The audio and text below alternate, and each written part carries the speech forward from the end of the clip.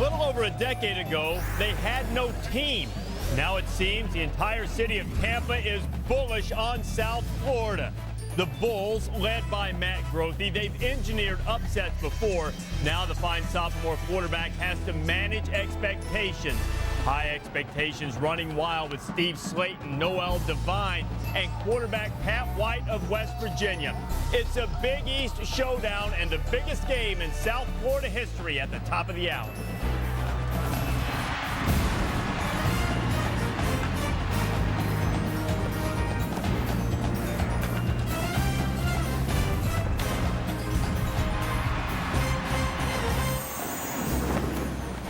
It was euphoric in South Florida after they beat Auburn, a similar feeling after they beat West Virginia in Morgantown last year, but this is different. Glad to have you with us on College Football Live, alongside my good friends and partners, Lou Holtz, Mark May. I'm Reese Davis. Mayday, the students in Leavitt Town, as they're calling it now, they've been camping out for the primo seats for this game since last weekend on Sunday. In this game, you're going to see two Heisman Trophy candidates and arguably the guy who's been more dominant on defense than anybody else in the country in George Selvey. It's going to be a great night in Tampa. It's a huge game, not for just one team, but for both football teams, but especially for West Virginia. It's a revenge game. South Florida went to Morgantown, beat them in their own backyard last year. But this is a game, it's on primetime TV, the only game in town everybody's going to be watching this football game. And not only that, it's up to West Virginia to prove to the voters and prove to America they are who we think they are. I love a game like this because when you have two teams that are used to winning, it's like a heavyweight fight between two great fighters. One gets knocked down, he gets up, knocks the other guy down. You keep getting up off the ground. Poor teams, when they get knocked down, they don't bother to get up. That's why this is going to be great. But let's also remember this. Last year, West Virginia had 4 turnovers against South Florida and didn't make South Florida pay by not playing a safety in the middle of the field. Yeah, that South Florida defense was fast enough to keep West Virginia from looking like they were running at a different warp speed. South Florida not backing away from the expectations. George Selvey saying this is the biggest game of our lives. Ought to be a great night, and Sean McDonough and Chris Spielman will have the call for us. It is a beautiful night, Reese, here in Tampa, and such a big game. We have an airplane flying over Raymond James Stadium, where tonight, for the first time in the 11-year history of the University of South Florida football program, there will be a sellout crowd in attendance of 65,000 plus. That'll be 17,000 more than they've had for any other home game in their history. And of course, some of the excitement brought on by that big win at Morgantown last year, but now they're 3-0 this year, already with a win over Auburn. And Chris, as we reflect back to the win last year in Morgantown, it was done on defense, as the fellas just mentioned. South Florida did a tremendous job stopping the run. West Virginia scored only 19 points in that ball game. They were held to 132 yards rushing, which was 171 below their season average. And Steve Slayton and Pat White way off their usual numbers in that game for Coach Rich Rodriguez. Well, you look at what South Florida has to do. To me, it's 3 things. One is speed. We know South Florida has the speed. Steve Slayton told us that he's going to try to run inside tonight because he knows he can't get outside. Number 2 is discipline. They have to maintain their discipline when they play West Virginia. Pat White can put the ball in, take it out and run. If you have an assignment, make sure you follow your assignment before you get the ball. And 3, athlete for athlete, South Florida matches up well with West Virginia. Most football fans around the country know about Pat White. We have another excellent quarterback here tonight in Matt Grothe of South Florida. Last year's Big East Rookie of the Year as a redshirt freshman. He led them to the win offensively in Morgantown last year. His coaches think he's better this year. Well, yeah, he's better with the new mohawk. He looks better with that. Nice, got a little hitch there. What Matt Grothe has to do is do what he's been doing all year. He's got to make good decisions. Had a little trouble throwing the interceptions last year. This year hasn't thrown 1 interception. If he makes good decisions, spreads the ball around, 10 different guys have caught footballs for South Florida Bulls offense this year, and uses his legs when his legs are needed, South Florida can move the ball in this West Virginia defense. One fun feature of our telecast coming up at the top of the hour. We'll take you on a trip inside the replay booth and learn more about how that process works. Let's get a preview from Rob Stone. Sean, another element of today's broadcast, we have been allowed inside the replay booth, one of those thankless, oft-criticized jobs here in college football. Cameron's going to be in here all game. Both these gentlemen, our two officials, have been kind enough to be mic'd up. We'll hear them throughout the game, and they've already had one pregame conversation worried about the speed of West Virginia's offense, especially those laterals, Sean, once they cross the line of scrimmage. These guys could be awfully busy tonight.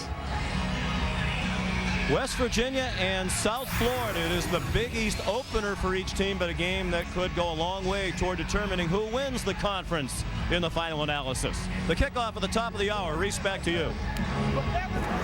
All right, Sean, did anyone else find it ironic that when Spiels was talking about Matt Grothe making good decisions, we got a good look at Matt's latest haircut? He needs a new barber. That could be a bad omen for the Bulls tonight. What has worked out well for South Florida the last couple of years, as the guys mentioned, the way that they've been able to deal with Steve Slayton. What's the key to the game for you, Mark? Well, getting Steve Slayton going early, I think, is a key for the West Virginia offense. If you look at 2 out of his 3 games he was held under 100 yards has been against the South Florida defense. They have to get the ball in his hands to get his confidence going in this game. 43 yards rushing last year, just won't get it done in this game. He was not healthy last year coming into the game. This year he's 100% healthy and ready to go. And if he can make runs like this and cuts like this, he can score touchdowns early in this football game. And if that happens for West Virginia and their offense, I think that they will roll in this football game. I think they have a chance. First of all, let's understand that West Virginia is on full-time salary. They spent 12 months studying South Florida. And what they did, South Florida played it with a 5-man line and then brought both safeties down. You'll see both of them come the line of scrimmage on the snap of the ball, leaving nobody in the field, leaving them very vulnerable to play-action passes, post routes, and things of this nature. After studying that all year, I am sure that West Virginia will take advantage of that and look for Darius Renard, the fine wide receiver, to make some big plays. All right, Lou, to clarify, when you said West Virginia's on full-time salary, you are just referring to the coaching staff. That's what I meant is they're full-time coaches, so they get paid to study film 12 months a year. That's right. Absolutely, that's what I meant. How about the X factor of this game, Mark? The X factor is Noel Devine, the great running back, the freshman for West Virginia. He's been simply divine. He's been spectacular this entire season. I know it's early in the season, but 24 rushes on the season. He's averaging over 11 yards per carry. I think if he gets at least 12 carries in this game, he will have over 100 yards. He just has the explosion. When he hits the ground running, he takes off. No one can catch him. He's so quick. From foot to foot, ground speed, ankle to ankle, whatever it is, he's got it all. And I think when you add Pat White into the mixture, you add Steve Slayton in the mixture, and you put Noel Devine in there, very difficult to stop. And also, he is going back home. He's from that area originally, so he gets a chance to go home and play in front of his folks also. And what about your X factor, speaking of playing in front of people? Well, I think it's going to be the crowd. You know, this is the first time. Now, South Florida's only been playing football for 11 years, 7 of them Division 1A. And this is the first time they've sold out this stadium for a home football game. It's the first time they've played a top 5 football team at home. Matter of fact, this is the highest ranked team that's ever played in Tampa before. The only other time that South Florida played in front of a number 1 or number 2 team was when they played Oklahoma in the year 2002. I think they're going to be exceptionally motivated. West Virginia must take their crowd out of the game. The highest ranked team that played in Tampa before. I played Super Bowl 18 there. We were ranked pretty high then. Oh, yeah, but you couldn't beat West Virginia. I know your team. That's highest ranked college team. Hey, you keep bringing up that I played there. Hey, here I am. It's all about me. You're the one that danced after scoring a touchdown in college Let's move football. on. We got a great game here tonight. You know what? We have freshman running backs. Mark mentioned Noel Devine. Mike Ford of South Florida, also highly touted, a freshman. Great skill positions on display tonight. West Virginia and South Florida. We'll have the pep talk that Lou's going to give the Bulls coming up in just a little while. Also get some picks from these guys. We've got much more to come on College Football Live, including the showdown in the Pac-10 on Saturday. These guys believe the Pac-10 perhaps is the best conference in the country. It'll be hard-pressed to find a better game, and could Ty Willingham spring an upset against USC. College Football Live, brought to you by ESPN Game Plan. See the most college football every Saturday. To order, call your pay-per-view provider. been a meteoric rise for South Florida when you consider this is just their 11th season playing football. 1997, they played their first game. In 2000, back when we all had our senses and we called the upper division in college football 1A, and that's where South Florida was. And now they've made their first appearance in the top 25, and in their 11th year, they get a pep talk from Blue Holtz. University of South Florida, ranked number 18th in the country nationally, entertains number 5 West Virginia. Last year, USF upset West Virginia in Morgantown. However, this year, USF's a one-touchdown underdog. This is what I would say to the University of South Florida football team just prior to kickoff. Man, you can be proud of what you've accomplished. Ranked number 18th in the country. We've never been ranked that high before. And for the first time in the history of the school, we've sold out the stadium. 65,000 people will be there tonight. And we're undefeated thus far. You can be proud of what you've done. But we cannot be content. There's a rule of life that says you're either growing or you're dying. The tree's growing or it's dying. So's a marriage, so's a business, so's a football team. And the factor that determines whether you're growing or dying is this: are we trying to get better? Yes, we've done an awful lot of good things, but we cannot be content there. 11 years ago, we played the first football game ever, and it was Division I AA. Now, we're a lot like the bumblebee. Everybody said the bumblebee can't fly. By all aeronautical principles, it can't because its body's too big and its wingspan's too short. But fortunately, the bumblebee can't read, so it flies all over. People were saying, and the experts said, well, USF can't win in Division II, let alone Division I. But fortunately, we didn't listen to them. And today, we're competing for the championship. Men, don't listen to the people that said last year was lucky. They're hypocrites. A hypocrite is somebody who complains about the amount of sex and violence on their VCR. We beat them fair and square last year. We'll do it again. I know you're better than West Virginia. West Virginia knows it. You know it. And pretty soon the entire country will know it. Let's go. Lou will rejoin us as soon as he gets back from checking out what's on his VCR. That's Steve. I'm teasing. Steve Slayton hoping to have some VCR and DVR-worthy moments against the Bulls in a bit. College Football Live, brought to you by ESPN Game Plan. See the most college football every Saturday. To order, call your pay-per-view provider.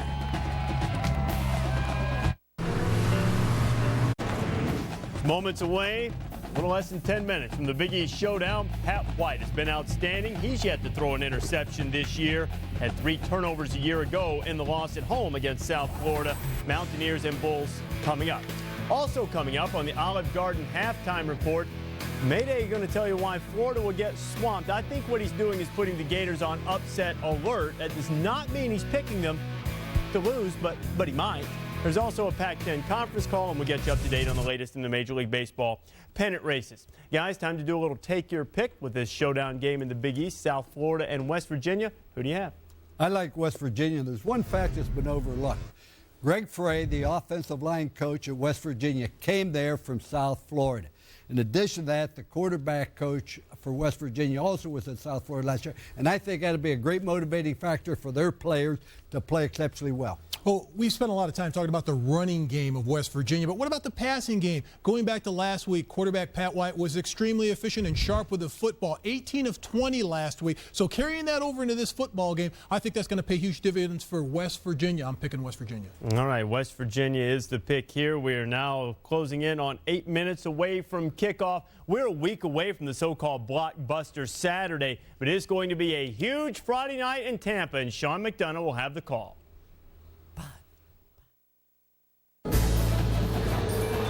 Thank you, Reese, and welcome everyone to ESPN's College Football Primetime, presented in high definition by Pioneer's Curo HD TV.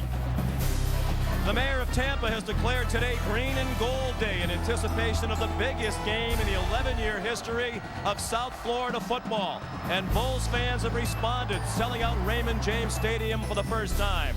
But for all the buzz, the real story is on the field. South Florida won this matchup in Morgantown last year, and number 5, West Virginia, can't afford to lose it again tonight.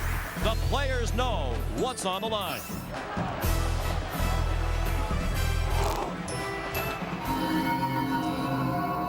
This is what I know. This is what I know. We are undefeated. We are undefeated. We are ranked 18th in the nation. We are ranked 5th in the nation. And I know we lost to these guys at home last year. I know that beating West Virginia last year was one of the biggest accomplishments in school history. I know we beat Auburn in week 2.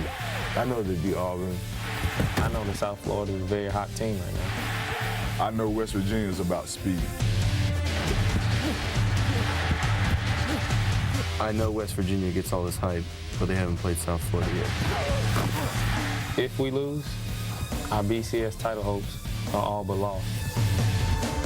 This is what you need to know. You need to know.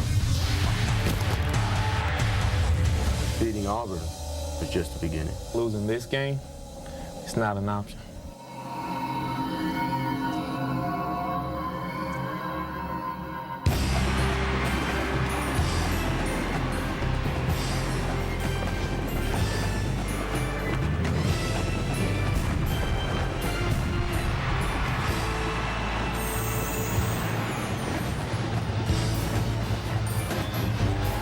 Welcome everyone to Tampa, Florida, and the biggest game in the history of our Friday night telecast on the ESPN family of networks. Tonight, number 5, West Virginia takes on 18th ranked South Florida in the Big East Conference opener for each team.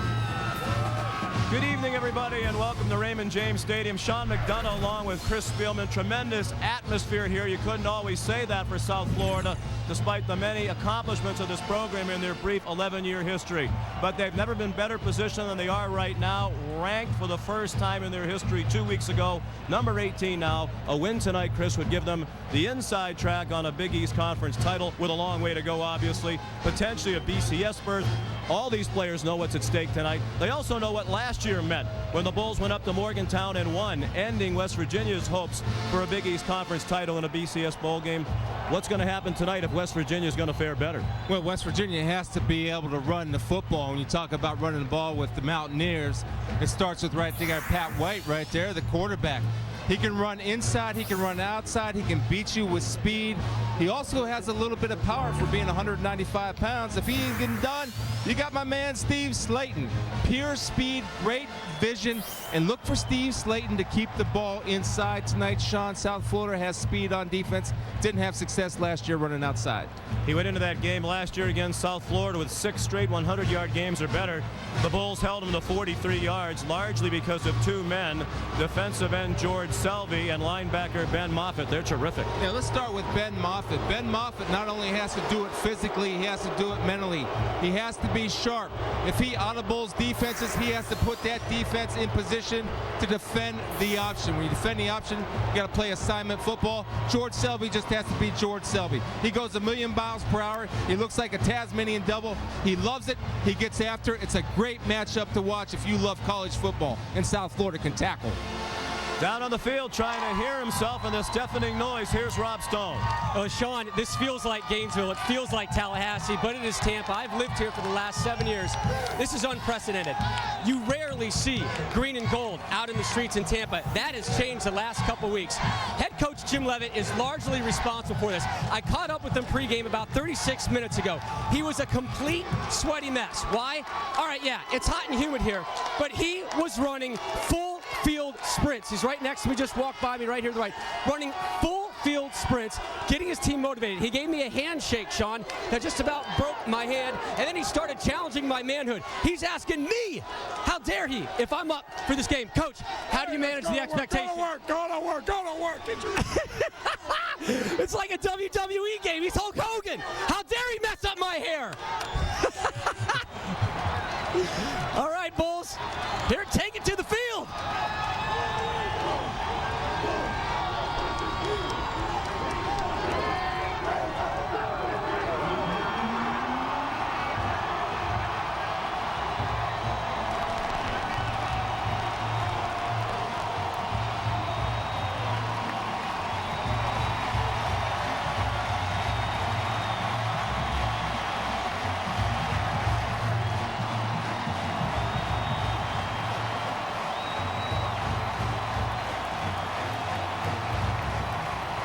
South Florida beat Louisville 2 years ago, beat West Virginia last season. They've already defeated Auburn this year.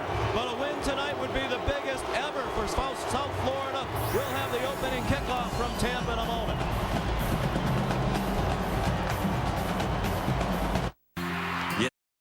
I know West Virginia gets all this hype, but they haven't played South Florida yet. Losing this game, it's not enough.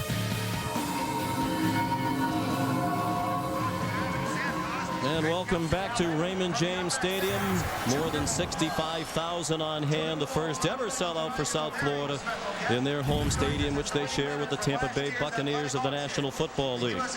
This program basically still in its infancy. They decided to play football in the early 90s, started by hiring Jim Leavitt, still the only head coach they've ever had. Played their first game as a 1AA school and routed Kentucky Wesleyan.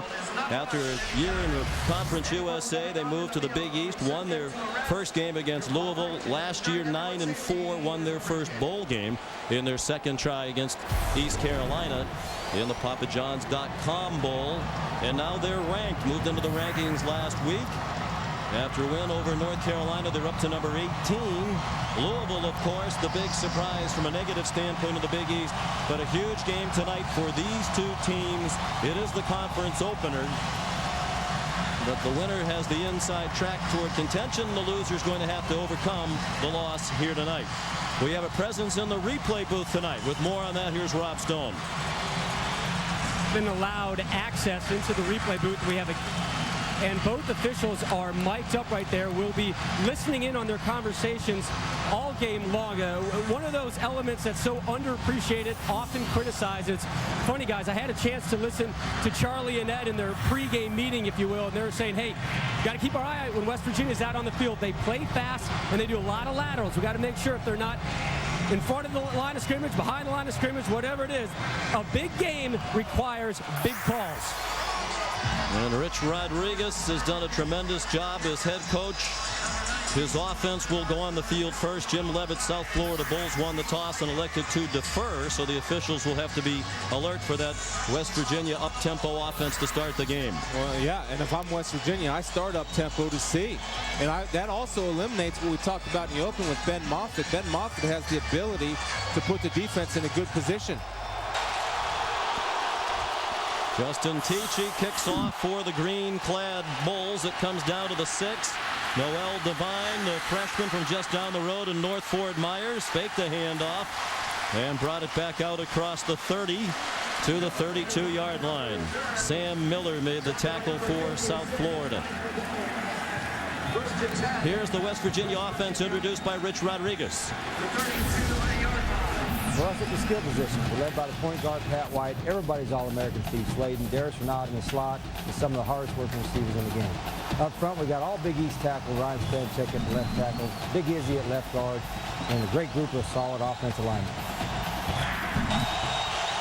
Rich Rodriguez says you have to be a point guard to play quarterback in his offense, a point guard who can make the three-point shot. And that's Pat White, who takes the shotgun snap, a low throw, but it's caught on the near side by a freshman, Jock Sanders, one of 4 true freshmen at the skills positions we're likely to see tonight. Nate Allen made the tackle. The defense introduced by Tampa Bay Buccaneers head coach John Gruden.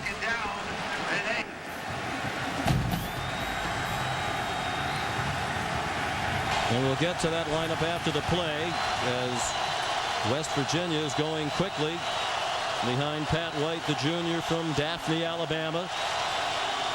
The Big East Player of the Year last year in a conference that had Brian Brom, Ray Rice, and Steve Slaton, among others. Brandon Hogan, another true freshman.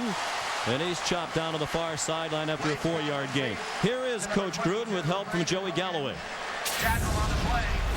Coach Leavitt's defense is loaded. The D-line is headed by George Selden. Former offensive lineman, leads the country already with 8.5 sacks. And at linebacker, we have Ben Moffitt. Here's a guy that drives 110 miles a day to work.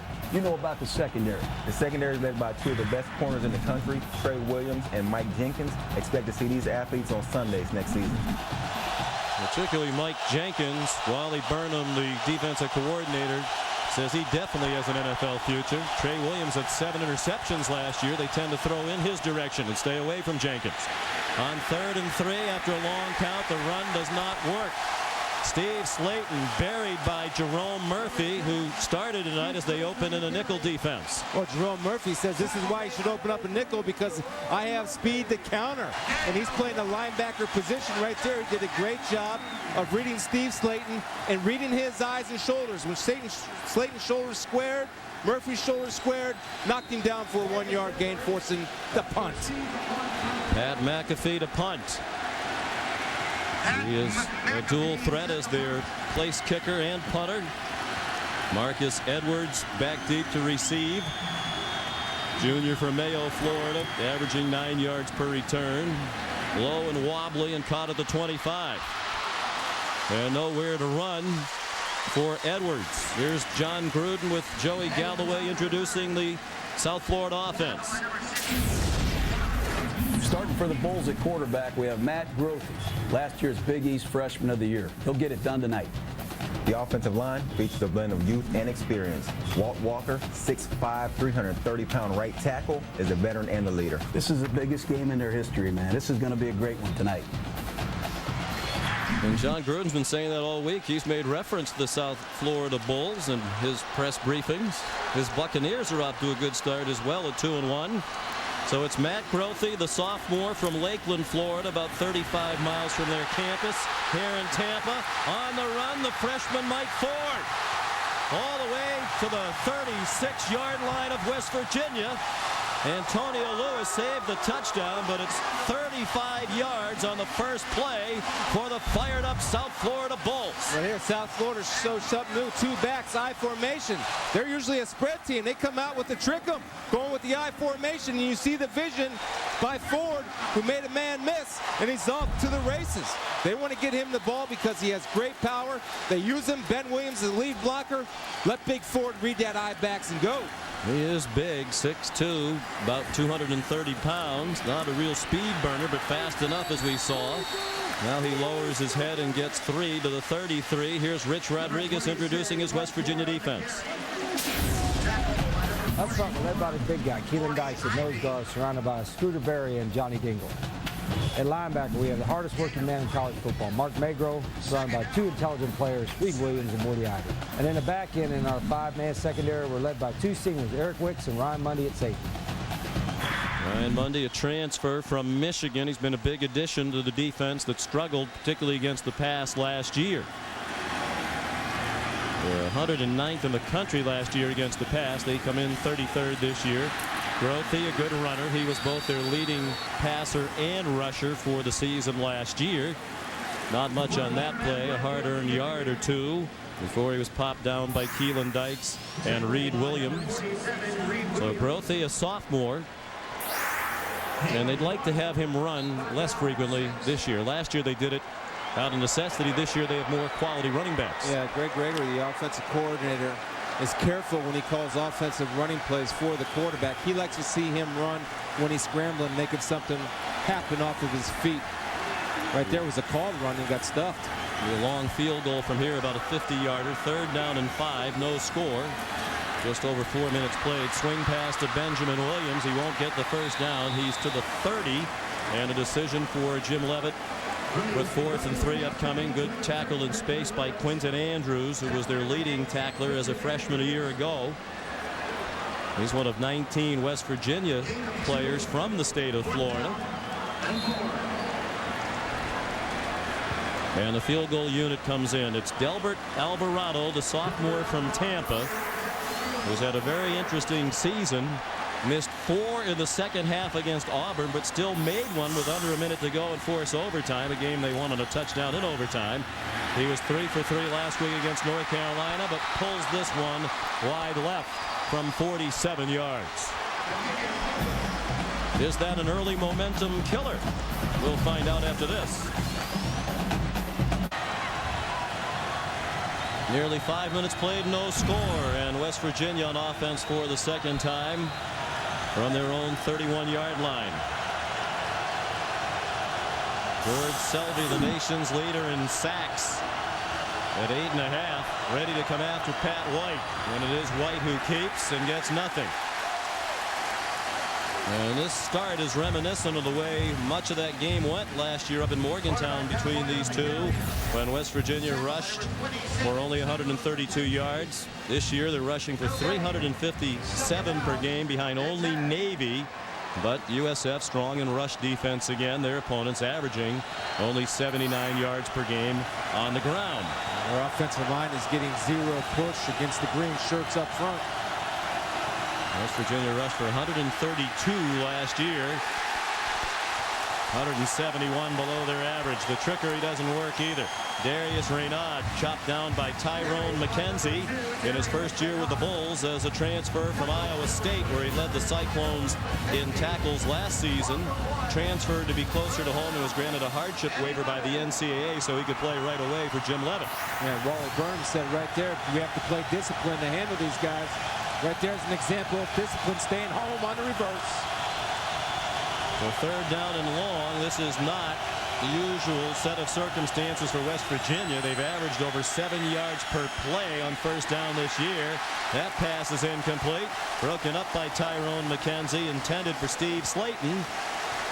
And a 3-and-out for Pat White and the Mountaineers. Everybody talks about the great athleticism, and it's true that West Virginia has. Nobody knows, but the nation is seeing tonight the athleticism of South Florida. Man for man, cornerback, at lineman, at linebacker. They're matching speed for speed, strength for strength, with maybe the most powerful run offense in the country. They're beating them at the points. McAfee to punt again. He's right on his season average of 36 yards per punt with his first boot tonight. Marcus Edwards back at his own 34-yard line. Another low wobbler. It is bobbled by Edwards, and a pile up. He got it back at the 31-yard line. 38-yard punt. The Bulls on offense for the second time tonight in a scoreless game when we come back. It's finally here. ESPN's College Football Primetime. Brought to you by Dodge. Live life to the fullest. Dodge. Grab life. The Fruit of the Loom Casual Sportswear Collection. And Universal Pictures' The Kingdom. Now in theaters. Here's Columbia Restaurant, the oldest Spanish restaurant in Florida, founded in 1905. Flamenco dancing, great paella. I know you'd eat it, because you eat anything. If it doesn't move, I'll eat it. Including you if you're sleeping. Building downtown, lit up in green and gold. Honor of the Bulls. It is South Florida Day, proclaimed by the mayor of Tampa today in honor of this big game. Amari Jackson the catch, Larry Williams the tackle, 7 yards on first down. And it's amazing how quickly they've done it, Chris. As we've mentioned a couple of times, this is just the 11th season of South Florida football. They're 7th in Division 1A, the highest level of college football. Only Boise State went from 1AA to 1A and got ranked faster than Jim Leavitt's Bulls. Well, it's been a lot of work by that man, Jim Leavitt, after working out of a trailer until 2004 when they finally got a facility to help recruit. There are a lot of great stories about the early days. Grothy after play-action pass, a deep ball broken up and almost intercepted. Intended for Amari Jackson, and it was broken up by Quentin Andrews. Quentin Andrews has to be careful. Matt Grothy makes a poor decision right there. He has 6'5" going up against 5'10". Give your 6'5" guy a chance to play. Andrews does a good job. Almost undercut it a little bit too much, but the reach got it. Right here. Ford does a good job of picking up the blitz, letting Matt do his work back in the pocket. Ride that Ford with the ball and on the blitz pro. Nice job. Third down and 3, no score, 8.5 to go first half. South Florida from their own 37-yard line. Out of the shotgun. Grothy looked right the whole way. Found a man for first down to midfield. Torres Johnson made the catch, his team leading 14th of the year. Good for a 13-yard gain. Here's the composure you see with Matt Grothy. He's got a dual read. He's going to look underneath and he'll go to his deep. His underneath route's covered. You see Torres Johnson break it off nice and come back for the football where Grothy threw him open and put him in the hands and let him work and catch the ball with his hands and not his body. from the 50-yard line. Mike Ford lost the football, and West Virginia has it. Scooter Berry recovered it at the 44-yard line. Well, last year, turnovers hurt West Virginia in their home loss to South Florida. They get the first turnover of this ball game. Ford topped it up, and Berry recovered, the redshirt freshman out of North Babylon, New York, with the fumble recovery. Yeah, Morty Ivy gets his hand in there, being the second guy in the tackle, secures the tackle. And you see Morty right there strip the ball with his right arm, and good pursuit by West Virginia to see ball, get ball when it's lying on the ground. Couple of 3-and-outs for the Mountaineers so far. Their third possession begins in South Florida territory. Ball marked at the 45. White's pass deflected straight up in the air. Then Cairns around and ruled incomplete. Jared Bowie, the defensive end, got his hands on the pass, a senior from Tampa. You know, Pat White's lucky he didn't catch us, and he's running with his head up. In other words, he's not protected. If somebody saw his head up, you come in and get a clean shot of him, because all of a sudden he becomes the eligible receiver. But a smart play and knocking it down.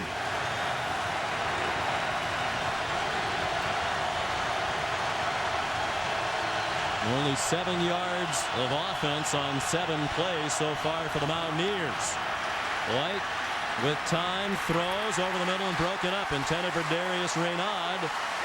Jerome Murphy had coverage. Murphy's come on this season, a sophomore. He's out of Elizabeth, New Jersey. Seeing more and more playing time, ordinarily just a nickelback, but they play a lot of nickel, so he's in there a bunch. Yeah, playing him as nickel, is also playing kind of a linebacker, but anyone who questions Pat White's ability to throw the ball, that was on target over a linebacker and under a safety. Difficult throw to make. Raynaud's got to come down and make a play in a big game. Neither of these quarterbacks has thrown an interception this year. White, high throw, nice catch by Raynaud. He was a tailback in high school in Louisiana. His great run after the catch ability, but did not get to the first down marker. Got about 7 to the 38-yard line. It'll be 4th down and 3. Jerome Murphy again in on the play with Nate Allen. Well, the Bulls defense, it's clear right now, winning 1st and 2nd down. And the West Virginia offense cannot run out of 3rd and long. Now they can run out of 4th and 3. They're going to go for it on 4th down.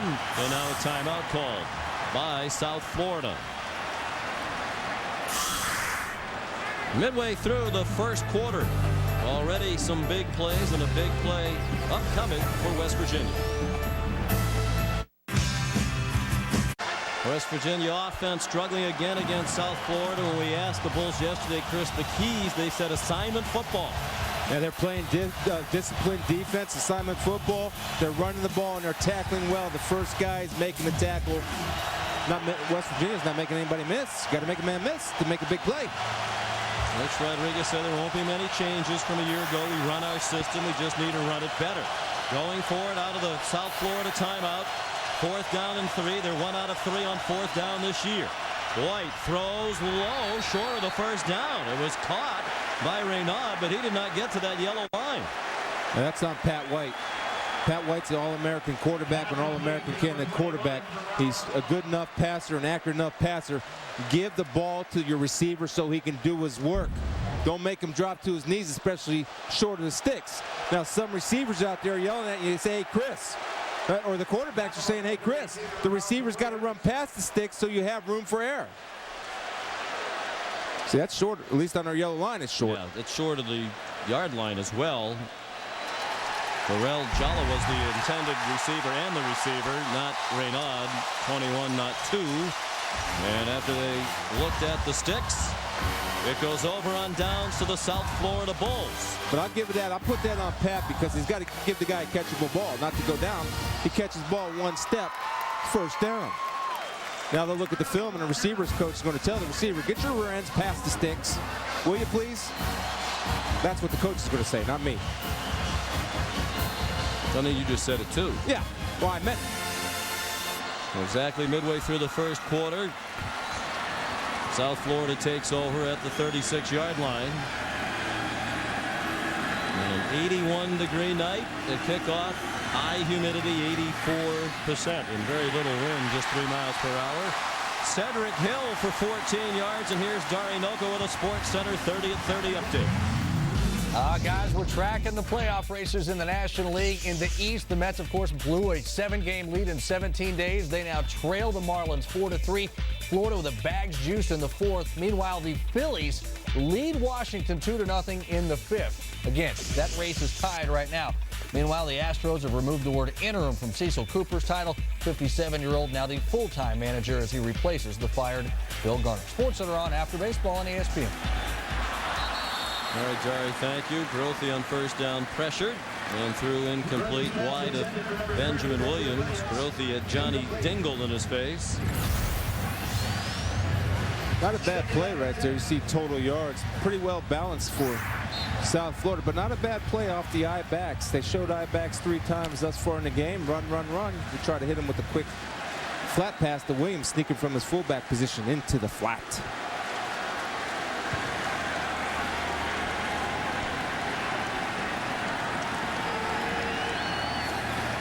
Grothe elected to keep it and got 3 to the 47 of West Virginia. It looked like somebody might have grabbed him around the face mask.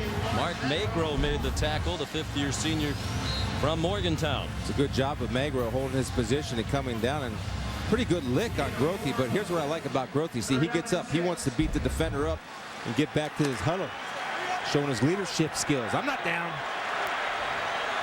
Grothe finished last season at about 189 pounds. He's up to 213. Not all of it muscle. He broke his leg in their bowl game. Couldn't participate in a lot of their off-season workouts and packed on some unwanted pounds. Dumps it off. Williams, a juggling catch. Slides through the traffic down to the 30-yard line. Benjamin Williams almost dropped it. It's a 16-yard gain. Charles Pugh made the tackle. All right, man-to-man defense. You got one rule. Keep your eyes on your receiver. Don't look back at the quarterback. Pugh took his eyes off of Ben Williams. Ben Williams almost dropped the bunny, but he secured the bunny and was able to turn upfield while he was juggling the ball. Coach Leavitt said, we got good running backs, maybe better running backs than Ben Williams, but none of them play better than Ben Williams. That's why he's out there. Yeah, Greg Gregory, the offensive coordinator, said of our stable of running backs, he's the only one who you can count on to do just about everything right. The other guys, many of them are younger and still learning. Grothe couldn't get them aligned properly, and South Florida has burned 2 timeouts. 5:49 to go in the first quarter, and no score. Well, we talked about what's at stake here tonight with regard to the Big East. Obviously, it's the opener, but the winner of this game gets a head start, and both of these teams would seem to factor into the Big East Conference race. We've also talked a lot this year about the top teams. I don't think anybody would argue that USC, LSU, Oklahoma, and Florida belong up there in any particular order. The question mark seems to be about West Virginia, I think, for a couple of reasons. One, we saw the strength of schedule, just 114th out of 119. That's based on who they've played so far, so their strength of schedule will be a lot stronger after tonight and as they go forward. And I think there are a lot of questions about the West Virginia defense. It looks better than a year ago, but they haven't really played anybody yet. Well, and they're getting their test tonight, and we say this is a statement game for South Florida. Well, this is a statement game for West Virginia. Since the beginning of the year, they've fallen in the ranks without losing. Well, if they can go ahead and do something with South Florida tonight, they might have an argument to reclaim a top 5 spot. Grothe, the inside handoff. Benjamin Williams put it on the ground again. Well, it looked like his forward progress was stopped, and he might have even been down. Mountaineers are saying they have it. If they do, it'll be the second lost fumble for South Florida. They do have it. Eric Wicks recovered the fumble. Reed Williams made the hit right there, discarding the blocker. Schmidt, first hit in, second man ripped that ball out of there. The helmet comes down. It's a great job of West Virginia getting a lot of helmets on the ball, and their second and third tacklers are doing a good job. Charles Pugh coming in, forcing that fumble, doing a good job of knocking the ball out. 2 turnovers. Those are going to come back to kill you, especially field position. Well, I think the fans wanted a replay review. Then, of course, the replay officials are reviewing everything as it happens. And if they saw anything that looked unusual that might have indicated the call was incorrect, they would have stopped the game.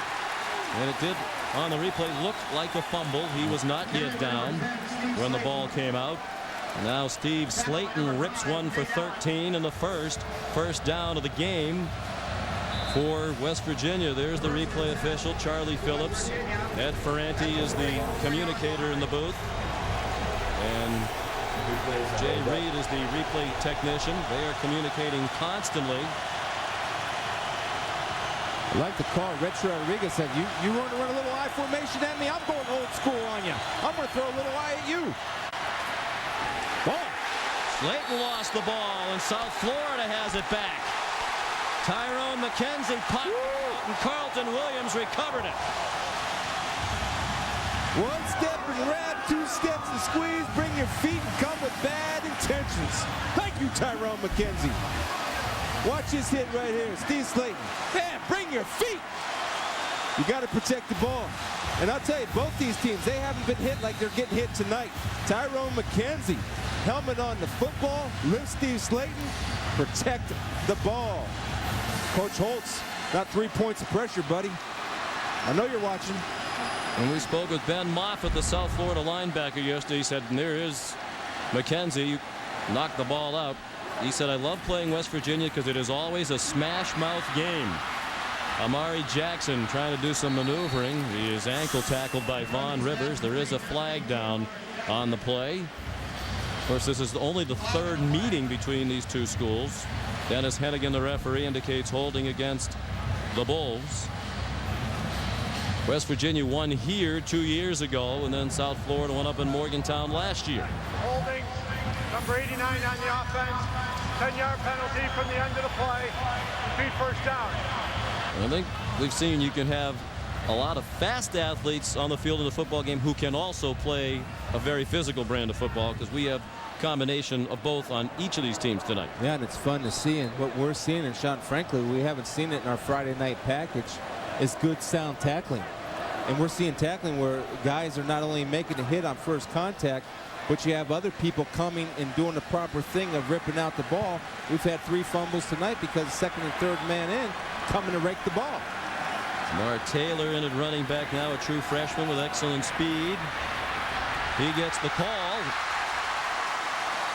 and gets to the West Virginia 41-yard line.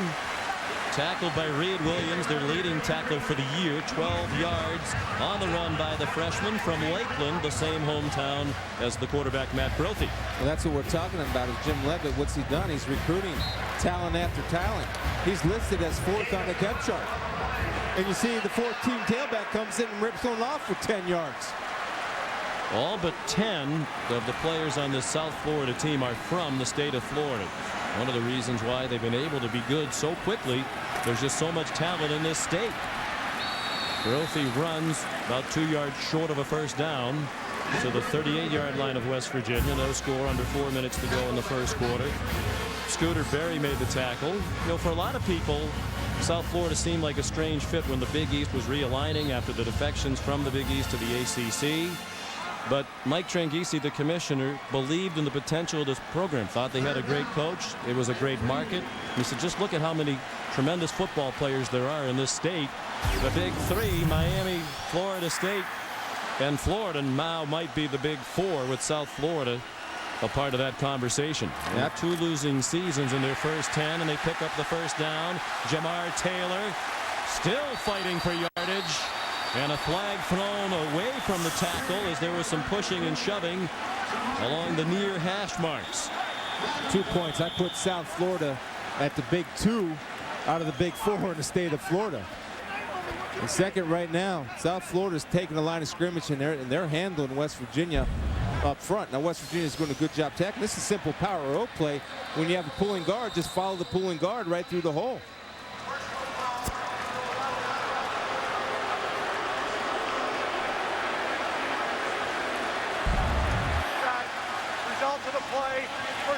So they got a free slap fight. Marcus Edwards and Vaughn Rivers. The mad scientist right there. I love it. I think he gave Rob Stone's hairdo the buff, but he just wanted someone else to have a spiky hairdo. Jim Leavitt pulls it off at age 50. Grew up in this area in St. Petersburg. One of the truly interesting characters in college football coaching. Brophy, a pump fake, and now a deep ball up for grabs and intercepted. Ellis Langster with the third turnover taken away by the West Virginia defense here in the first quarter. Langster just recently activated after being suspended 2 weeks prior to the season opener for an off-the-field incident with the first big play of his collegiate career. He's a junior from Whistler, Alabama, junior college transfer. Well, Langster did a great job from his safety position in there in a nickel person, getting his depth. And Matt Brophy, I'll give him one word advice, about 3 words advice. If you're long, you're never wrong. Again, you got 6'5". Throw it up there for your 6'5" guy to win the jump ball. His first interception that he's thrown this year in 78 passes this season.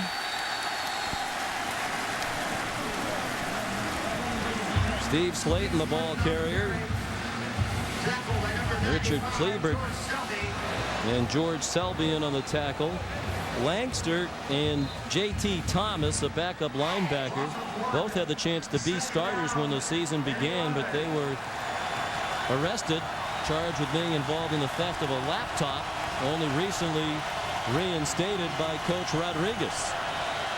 Rich said he didn't know how much or if at all either one of them would play tonight. Langster's playing, and he made a big play. Noel Devine, the freshman, tackled by Nate Allen. It goes to the 28-yard line. Here's Rob Stone. Sean, major juxtaposition on the two sidelines, and it seems to mirror the two head coaches in their emotions. Quiet, calm, confidence on West Virginia. No concern at all in their body language. On USF, well, you saw what Coach Leavitt did to me pregame. Frantic energy from the coaches, the players, even the student managers are into it on the South Florida sideline. Well, they have statistically dominated in terms of total yardage, 116 to 35. But the turnovers have been killers. White, he turns it over. Intercepted, and it'll be a touchdown. Ben Moffitt.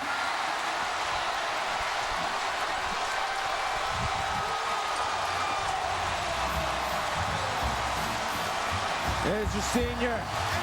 The guy that's been here since the inception of the program, it seems like. Ben Moffitt making a play when a play needs to be made.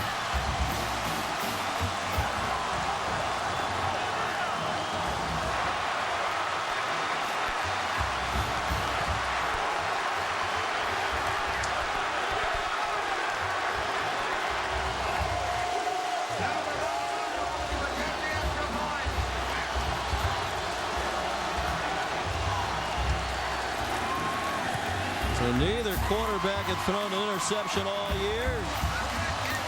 They've each thrown one here in the first quarter. Moffitt brings it back 26 yards. The extra point good by Alvarado. It starts with pressure defense right here. See Bowie come in, disrupt the throw. Ben Moffitt just kind of playing a little bit of spy technique. Thank you for the gift. 5 turnovers combined in the first quarter. 2 by West Virginia. Fumble lost, and now the interception thrown by White. Jared Bowie put the pressure on him. Moffitt, the 5th-year senior, 4-year starter, had his first career interception last week against North Carolina. Now he has another. He's the young man who's married since he was 17 years old. He's 22 now. He has 2 young children. Commutes 55 miles each way every day from his home in Bushnell, Florida, north of Tampa, so that his wife can raise their children in their hometown and she can work at the county property appraiser's office. Takes him easily an hour, some days longer depending on traffic. His freshman year they lived here in Tampa, but they missed home. It was easier for his wife to work if she was back in Bushnell. So he has been a regular commuter, sometimes leaving home at 3:30 in the morning to get to campus on time for football, business, or classes. Vaughn Rivers returns the bouncing kickoff out to the 39-yard line. Saturday night on ABC, ESPN, ESPN2, 8 Eastern Time. 3 teams with their sights on playing for the national championship on ABC. Number 1, USC takes on Washington. On ESPN, number 3, Florida looks to avenge its only loss of last season when they welcome Auburn to the Swamp. And on ESPN2, 8 Eastern Time for all of these. Number 8, Ohio State at Minnesota. Great weekend of college football. And it's starting with this matchup tonight. On first down, Slayton couldn't get free from the tackle. Did get 3 before Ben Moffitt got him on the ground. West Virginia is not far away, though. They do have the ability, and this is what Wally Burnham was concerned about. Yeah, you stop him, you stop him, you stop him. But if you give them one little crease, they have the distance to go all the way. And right there, Moffitt made a great play, or that play was going for a long time. 19 yards on 5 carries for Slayton. He was held to a season-low 43 by the Bulls last year in Morgantown. Owen Schmidt, the fullback, sometimes a tight end this year, has the first down off the pass from White. Carlton Williams tackled him around the legs at the 49-yard line to the Bulls, a gain of 9. Yeah, don't let Owen Schmidt deceive you. Excellent hands for a man his size and great speed. Has a long rush of 46 yards this year, and nobody got him from behind. 260.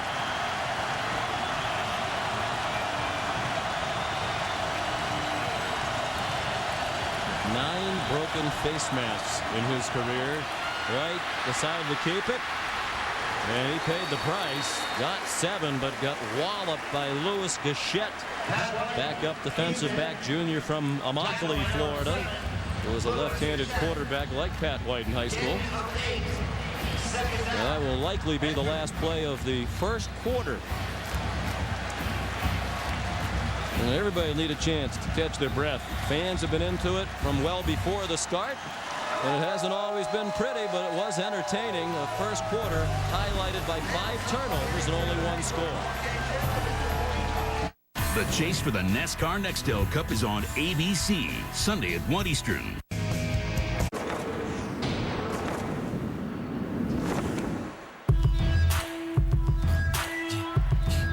Let's turn it up a notch. Let's turn it up a notch. Precious song. Let's turn it up a notch. Let's turn it up a notch. Defenses dominated the first quarter. The only touchdown scored on defense by South Florida. Ben Moffitt, a 26-yard interception return. Neither quarterback had thrown an interception this season. Each threw 1 in the first quarter. There were 5 turnovers combined, 3 committed by South Florida. And West Virginia has not capitalized yet. They have it. Second down and 2 to open the second quarter. Tyrone McKenzie walloped Pat White. So Tyrone McKenzie's all over the field tonight. Now Murphy comes into him and plays the nickel back and plays the linebacker position. But I'll tell you again, one of the things that I'm impressed with most is the ability of South Florida to tackle on the open field. When you're tackling great athletes and guys that can run like Pat White and Steve Slayton in the open field, and they're not making you miss, that tells me one thing: you can run, you're a good football player, and you're focused to play tonight and making plays when they count. First down, Mountaineers.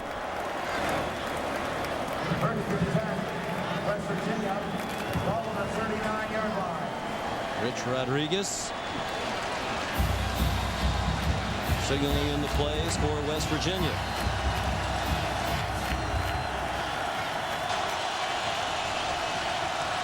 First down from the 39-yard line.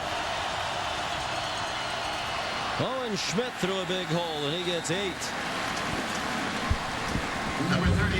See, when you play a disciplined defense, a guy like Owen Schmidt has a chance to hurt you a little bit. Why? Because they have Slayton and White. They got to be contained. So all of a sudden you try to quick little dive with Schmidt. That's nice. On second down, the dive. Ball out. Bulls say they have it, and they do.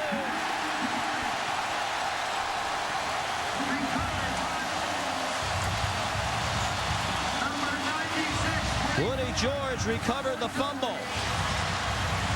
First and 10 balls.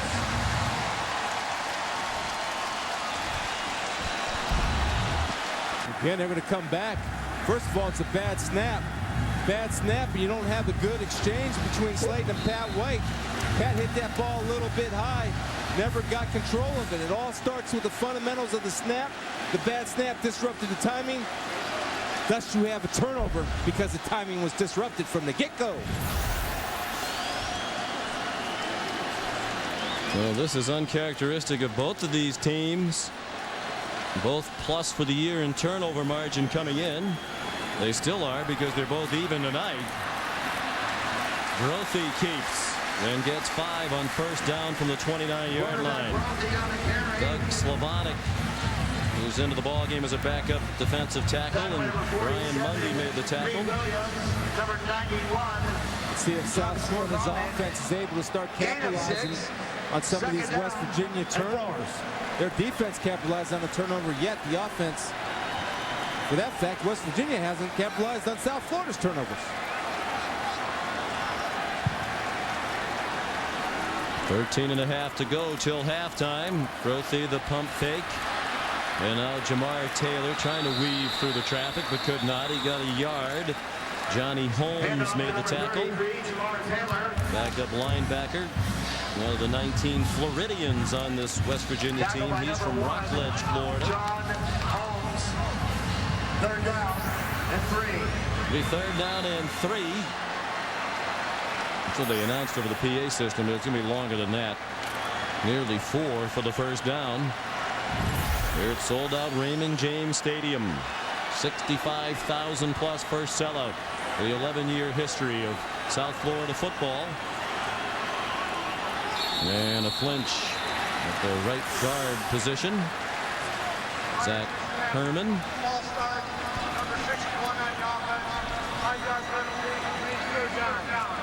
Redshirt freshman just across the bay in Oldsmar, Florida, out of Eastlake High School. This is where Matt Grothy could be most dangerous. Now 3rd and 9. Obviously, you take a little bit of him away. 3rd and 2 is the ideal position for any running quarterback. Keep your eye on the big 6'5" Amari Jackson.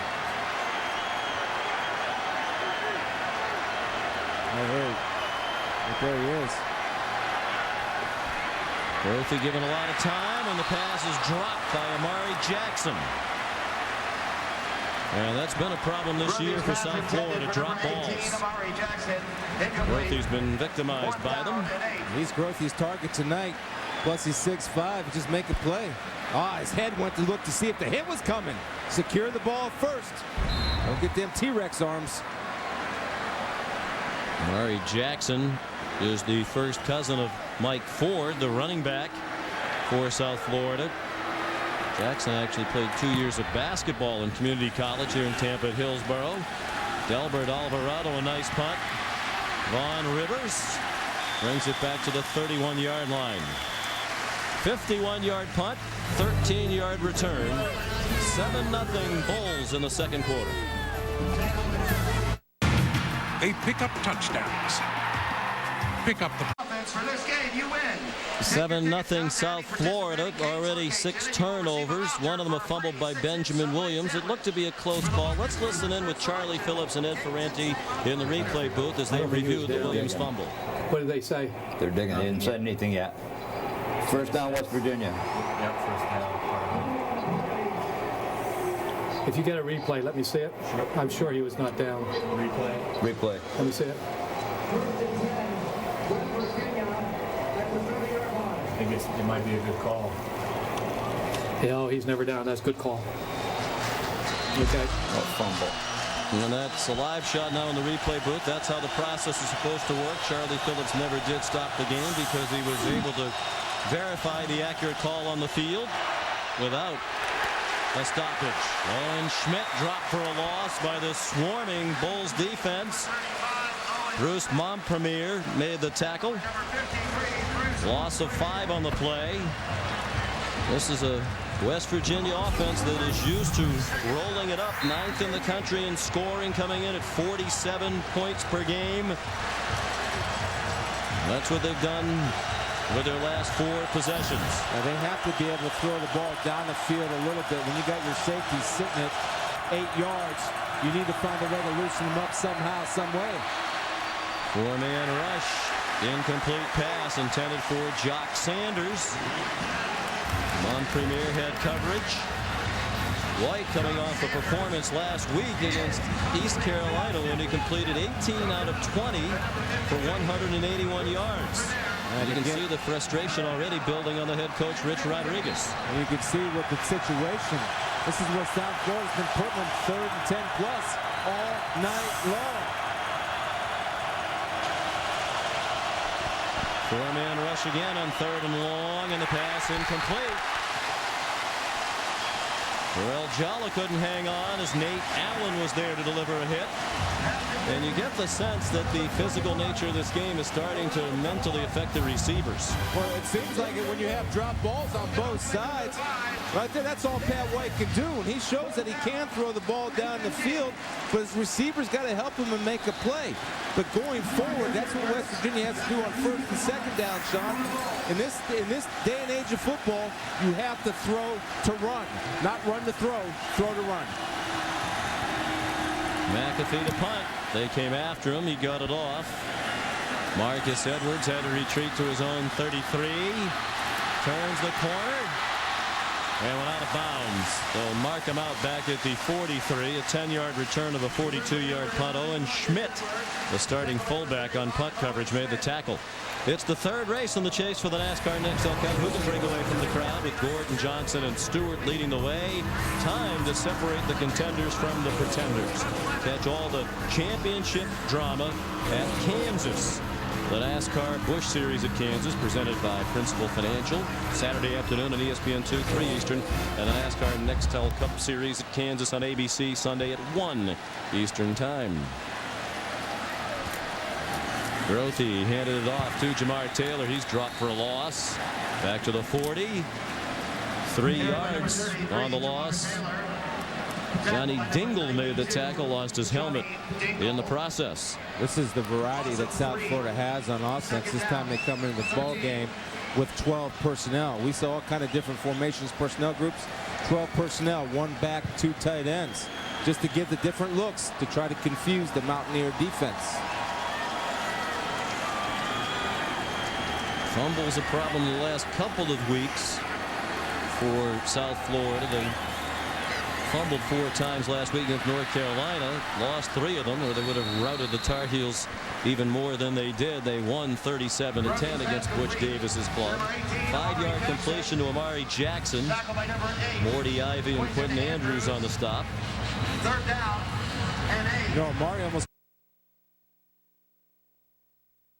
Point about the defensive backs coming up rat-a-tat-tatting people. You got to make sure you secure that football.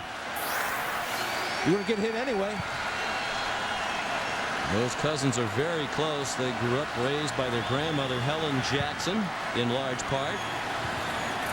And Mike Ford has a daughter named Zamari in honor of his cousin Amari. Grothe, how did he get away? Now he has man wide open. It is caught. Carlton Mitchell, touchdown.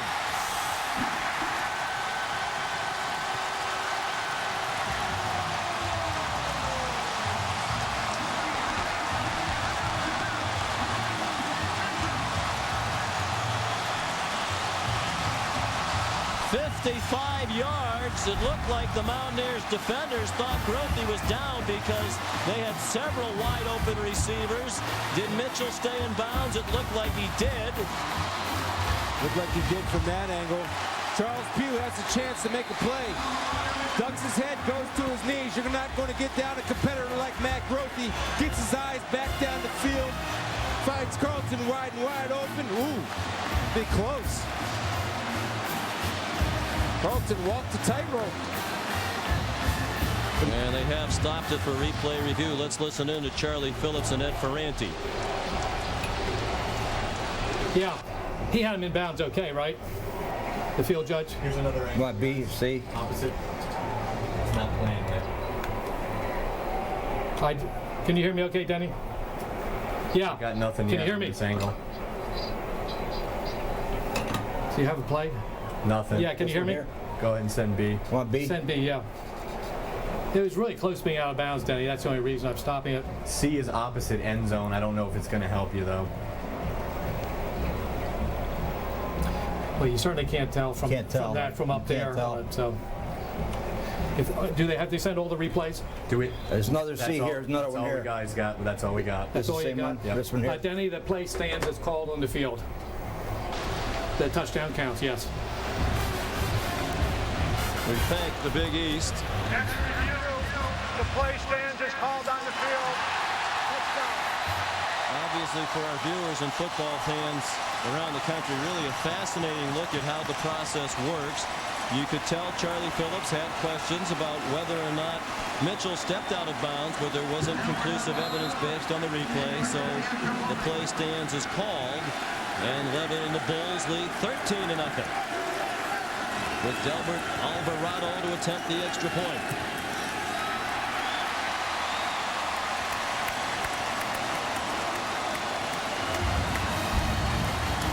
And he does a good job of securing the football. Walk the tightrope. So I think he was in. That was close, but I thought that was the best angle, and we never definitively did see him step on any part of that white side. Nonetheless, touchdown, and that's no goal.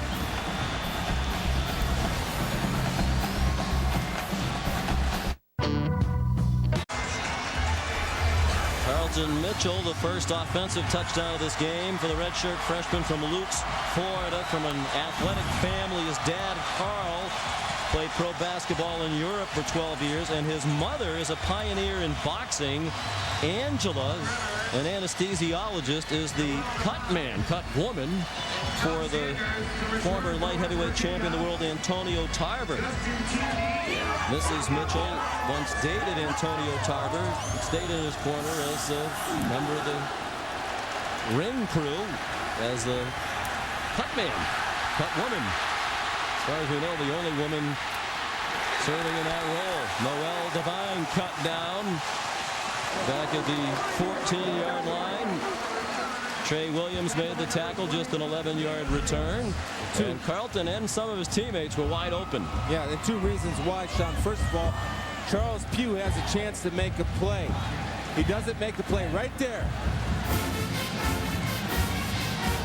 First and 10, West Virginia, ball on the 13-yard line. Right there, you see the West Virginia defenders, as soon as Grothy breaks that tackle, everybody starts running toward the line of scrimmage, vacating the middle deep part of the field. Hold your coverage. Want to use any boxing analogies? They have him on the ropes. Delivering an early staggering blow to West Virginia. Steve Slayton delivers a stiff arm as he goes out of bounds at the 19-yard line. A run of 6. Ryan Gilliam, a backup cornerback, made the tackle. Well, if you're West Virginia, you have to be worried, because this is what happened last year, and they never did recover against South Florida, never did find a way to get the running game on track. That's it. They got to up their speed, Sean. They're playing down a gear. South Florida's playing in 4th. West Virginia staying in 3rd. Swung out to the far side to Brandon Hogan, true freshman, who was a high school quarterback in this same kind of spread offense that West Virginia runs, so he's learned the system quickly as a wide receiver. 6-yard gain and a first down to the 25.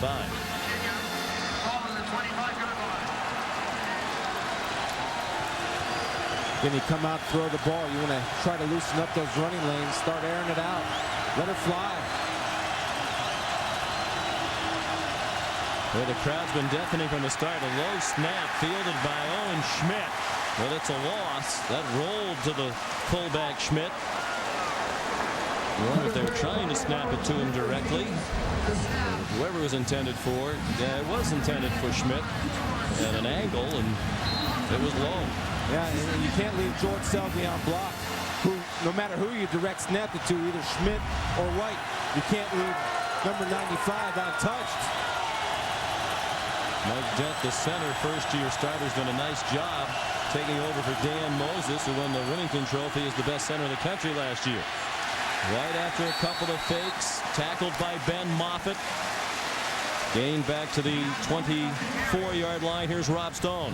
Well, Sean, we were talking earlier about how kind of calm the West Virginia sideline was after that Pat White interception a few series ago.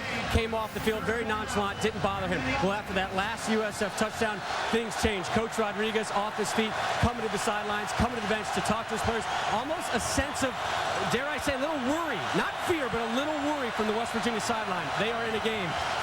Yeah, reason to be worried. They lost to this bunch last year, and it's looking a lot like last year's game. Can't get the running game going.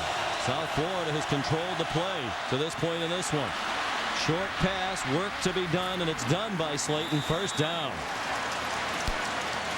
And realizing they're struggling to run, they're putting the ball in the air with greater regularity than they usually do. This time for a 13-yard gain. There are the numbers from last year. West Virginia rushed for only 132. That was 171 below their average. Turned it over 4 times. Selvey ran one of those in. George Selvey recovered a fumble.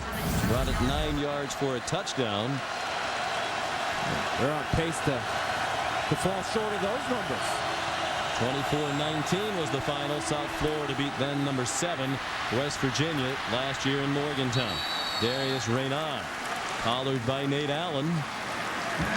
And it's almost a moment like, all right, we can't run. We're going to start winging it around. Yeah, and what they're doing, though, they're still doing the outside passing, which essentially is just a toss sweep. And they're trying to get their athletes one-on-one. With the Florida skilled positions, the South Florida skilled position players on defense, and the skilled position players on the Bull defense are winning those individual matchups, making open field tackles. Gain of 7 on the completion to Reynaud. Now White to Reynaud again. And they finally got him down at the 30-yard line. Beautifully executed by Pat White. Looked like a run. Yeah. At the last moment, he found Reynaud. It was tackled by Louis Gachette, but it's a gain of 26. Yeah, it's the quadruple option. I never heard of it. I just saw it. Fake dive, run can pitch or run. Yet Reynaud sneaks out there for the screen pass and get the ball into your playmaker's hand. Take a look at this option. He can hand it. He can keep it. He can pitch it. Oh, quadruple. I can throw it. Well, Rich Rodriguez described as like being a point guard. There's a fumble recovered by Nate Allen. White and Slayton, and it's White who chops him down at the 26-yard line. 44-yard return. Brandon Hogan lost the fumble. The 4th turnover of the night committed by West Virginia. Yeah. Welcome to Big East. And welcome to a team that's on a mission. When they're hitting like they're hitting, you need to protect the football right here. Brandon Hogan, I'm going to put you in space. Do some work. But Murphy comes in, head on the football. Nate Allen in pursuit of the ball. Picks it up, and it's off. Great job of scooping and trying to score. Pat White does a good job of running her down. Well, West Virginia might need Carlton Mitchell's mother, Angela, right now. They might need a cut person because they are bloodied. And they bounce off the ropes with an interception by Ryan Mundy. Each team has turned it over 4 times. And he's not throwing, John. Every long ball over 15 yards has been short. And each short one has been picked. Right there, he's throwing off of his back foot. He doesn't have to throw off of his back foot. He's got time. There's no pressure. Step into that throw. Let's not do fadeaways. Mundy does a good job. Wicks does a good job with tip drill. He could have been the star. But he says, go ahead, Mundy. Here's the assist. Tip drill. Coach Raft would be proud of that. Well, maybe that's the explanation for all the strange things happening here tonight. A full moon over Tampa. First interception as a Mountaineer by Ryan Mundy in his first year here. Graduated from Michigan, where he had 3 interceptions and 18 career starts. Pat White, the ball carrier to the 25. Wow, that is an amazing stat. 8 turnovers already and still 6 minutes to go in the first half. West Virginia will keep their composure, and Rich Rodriguez will stay with his system. And don't forget, they have the ability to run this system at 3 different speeds.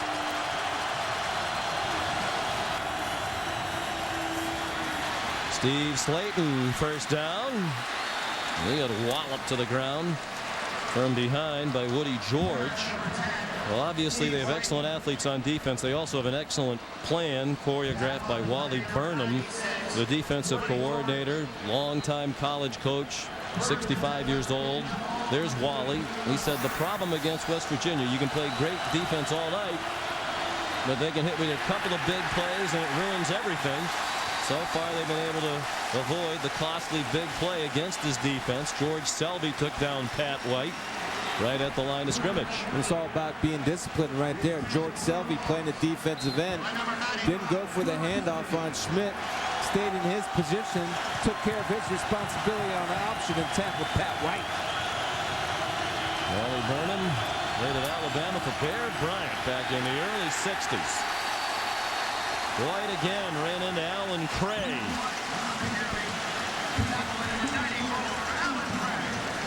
When you're watching this South Florida defense, and one thing I preach all the time about getting off blocks, don't put Velcro on your jerseys and get stuck. They're defeating and winning each individual battle amongst the front 7. They're winning. And West Virginia has yet to counter. You got to dig deep if you're a Mountaineer and finish your man if you're blocking. This city has taken up the cause of University of South Florida football, and they've done their part tonight. First ever sellout for the Bulls at home. White throws it up, and it is caught. Burrell Jalla the catch to the 40-yard line of South Florida. 28 yards on 3rd down and long, and the Mountaineers get a huge play. What a nice job of Pat White resisting the urge to run. Because he had room, he would have outran the pursuit. Good job of Jalla coming back for the football and securing the catch, and White throwing it open. Well, known for his blocking. Bruce Mom Premier made the tackle on Steve Slayton. Slayton has to be getting frustrated now. Or they're going to bring him out of the game. Noel Devine comes in.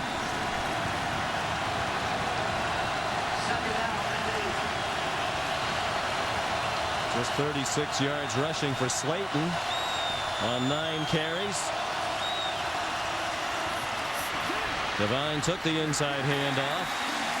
Tripped across Greg Isdaner, one of his offensive linemen. Gain to the 36-yard line. You know, you're trying to run these zone read plays where the running backs have options. The problem is they're taking too long to develop. If they want to have any success, they got to start hitting the quick hitters. Their best run of the night was Owen Schmidt on a straight dive. Another 3rd down here, 3rd and 6 for West Virginia. Under 3 minutes to go in the first half. South Florida leads 14-0. White steps up and is tackled well short of the first down by George Selvey. The nation's leader in sacks and tackles for a loss entering tonight's game, and he's put up those numbers in only 3 games, where a lot of teams around the country have played more than 3. Here he's relentless in his pursuit right there. He tries the power rush, but he doesn't quick. A great change of direction, and you see his greatest asset is his burst and his speed to close down on a great runner and Pat White. Didn't add to those stats there because it was a gain of 1 for White. Looks like the Mountaineers are going to go for it. Looks like they'll also let the clock run down and then call a timeout. And they do with 1 second on the play clock, 2:04 to go in the half. A timeout for Rich Rodriguez. The Mountaineers will talk about what they want to do on this big 4th down and 5 when we come back to Raymond James Stadium in Tampa.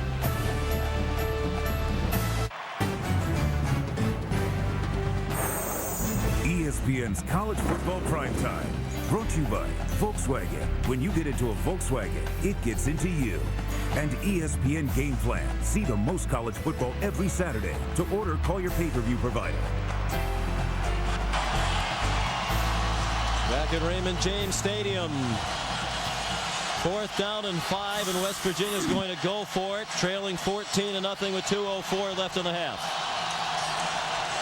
With George Selby inside right here. He's going to try to make a play and get the matchup with his speed.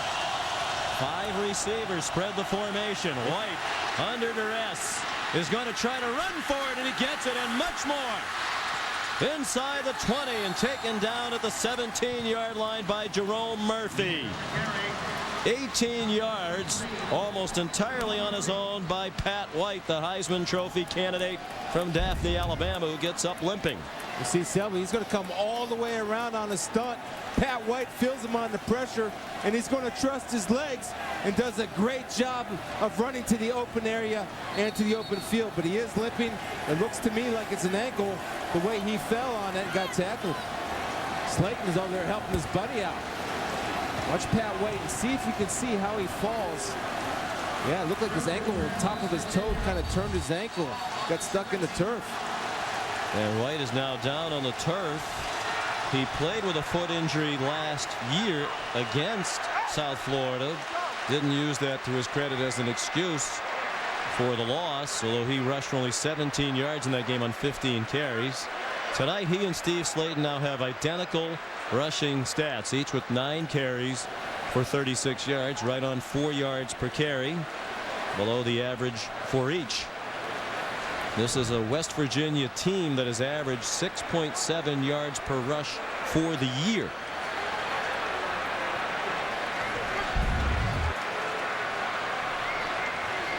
Right there. Took a hit on the thigh there. Murphy got him, put his face mask. Good shot.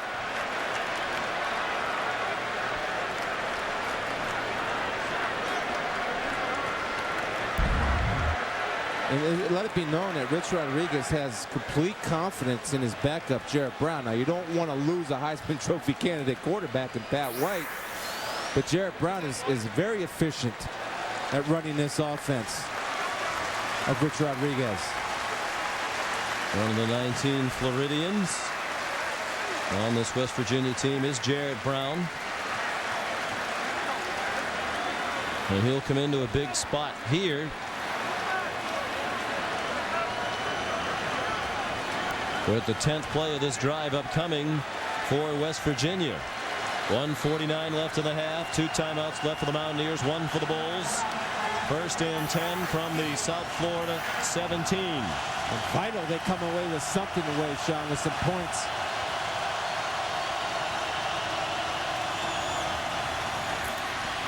Brown, it's a good move on your first play. Give it to Steve Slayton, the leading active rusher in the country in terms of career yards per game. Ben Moffitt made the tackle. Down to the 9-yard line, 8-yard gain. Gave to Steve Slayton with a lead blocker and Owen Schmidt to try to get something going inside. Pretty good to follow 260 in there. Schmidt up the middle appears to have the 1st down. Let's get more on Pat White from Rob Stone. Guys, I just spoke with Dave Kearns, the head trainer for West Virginia. He came over to me and says it is a bruised thigh. I asked him, what can you do to make it better in the locker room? One word repeated about 4 times. Stretch, stretch, stretch, stretch. Those hurt. We'll find a way to get it done if you can. Brown started last year against Rutgers and led West Virginia to a memorable triple overtime win. Inside handoff to Slayton. Now they have to keep an eye on the clock. He's down to the 3, but the clock is 40 seconds and running. 2 timeouts left. Down and goal.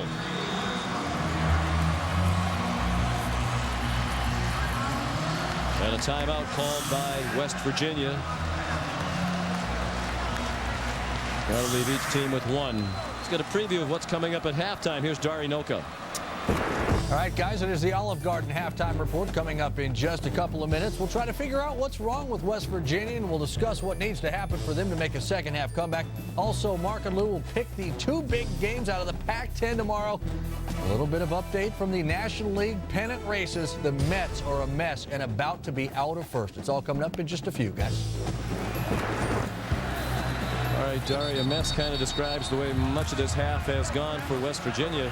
But you have to think, Chris, the way this half has gone, that Rich Rodriguez would feel pretty good to be only down by 7 points because his team has played poorly. Yeah, and just turning the ball over. They have to come away with something here, or this game could slip away. I don't care how powerful you are. The way the South Florida defense is playing tonight, they need some points right here, preferably if you're a West Virginia fan in the zone. Second down and goal now from the 4-yard line. Derek Brown, the sophomore, still at quarterback. Owen Schmidt up the middle. He's down to the 2. George Selby made the tackle. And they'll use their last timeout quickly with 27 seconds left. Another thing, if I'm West Virginia, when I'm going there, I got to change my cadence because South Florida's getting off on the ball. They're jumping the couch, Sean. They're killing them.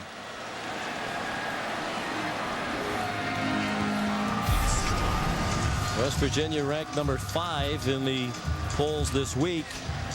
The numbers solid.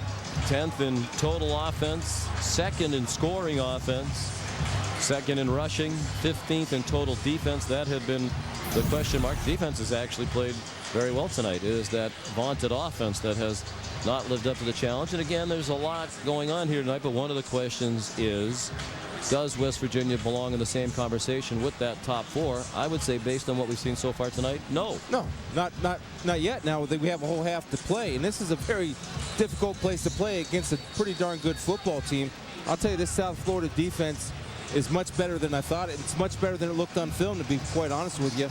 They're ready to play, and their athleticism is really what's sticking out to me tonight on the defensive side of the ball. And Ben Moffitt said, we believe as a defense we can match their speed with our speed, and they have matched up very well with this very fast West Virginia offense. Looking at a 3rd and goal from the 2 now. Schmidt and Slayton on either side of Brown. The snap goes through his hands. He falls on it back at the 19. Bear in mind they don't have any timeouts left, and this is 4th down, so they will hurry the field goal team on. It doesn't need to be a total fire drill. They have time.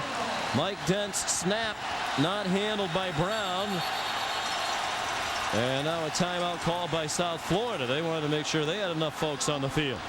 Well, that's a 3rd bad snap, Sean, by West Virginia tonight.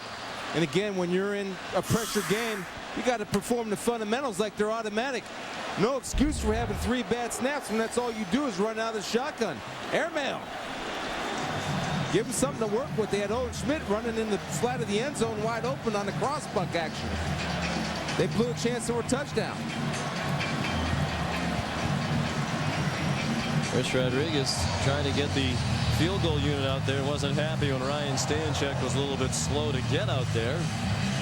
They were lined up and ready to go. It was South Florida that wasn't set, so they burned their last time out.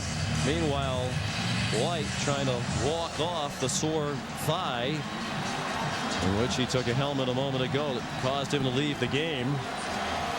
And even if he makes this, that's a win for South Florida. They're going to be 2 scores up no matter what, even if McAfee makes this 37-yarder.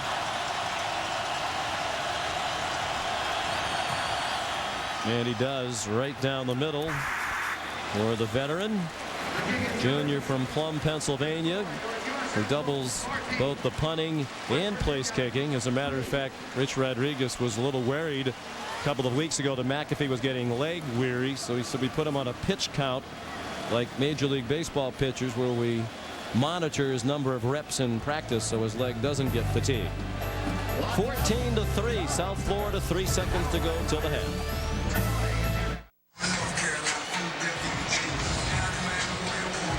Sean McDonough, Chris Spielman, Rob Stone, our producer Josh Hoffman, our director Jeff Evers, our outstanding ESPN crew. Delighted to have you with us for Friday night college football primetime. South Florida, what has been billed the biggest game in the history of their program, and they played in some big ones before. They have the upper hand 14-3 over West Virginia in the final seconds of the half. 3 seconds to go. We'll see what McAfee does with this kickoff.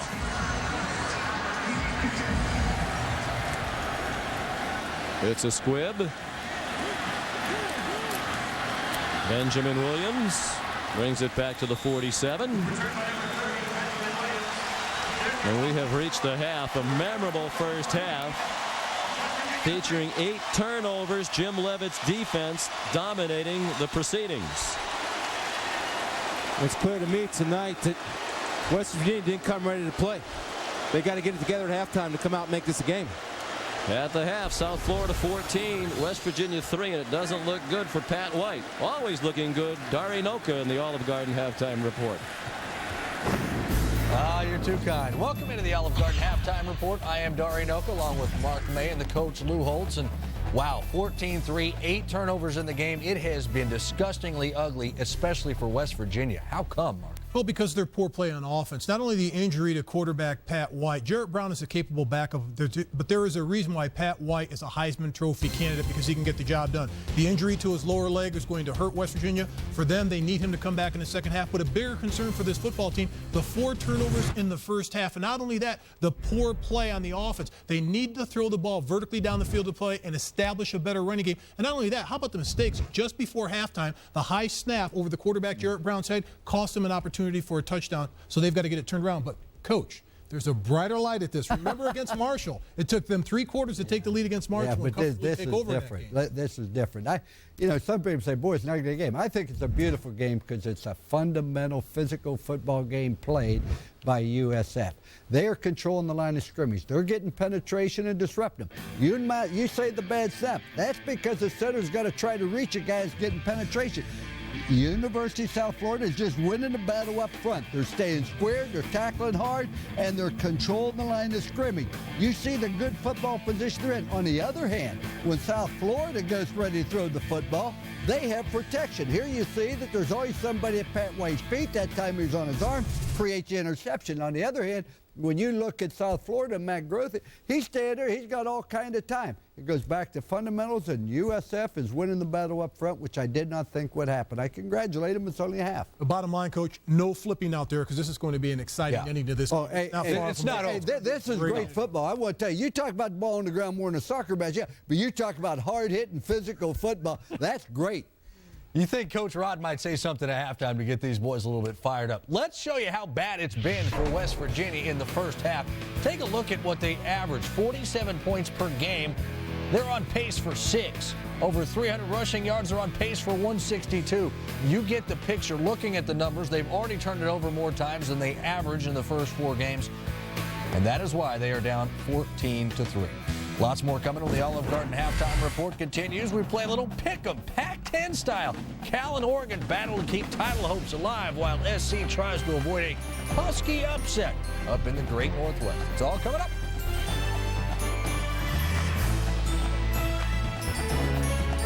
Injury he sustained against the Phillies. All right, 14-3, USF leading West Virginia in the biggest game in that program's history. What do we need to see or expect to see in the second half of this ballgame? Well, every championship team is going to find themselves same position as Florida, or as what West Virginia is right now. If you're going to be a great football team, you're going to come back out the second half like they did against Marshall. If not, they ain't going to be winning. You're right. I think head coach Rich Rodriguez will get the troops settled down at halftime. And not only that, I think they'll attack the South Florida defense north and south with the running and passing game, not east and west. They're trying to encompass the defense with everything to the outside, and there's just too much speed on the South Florida defense.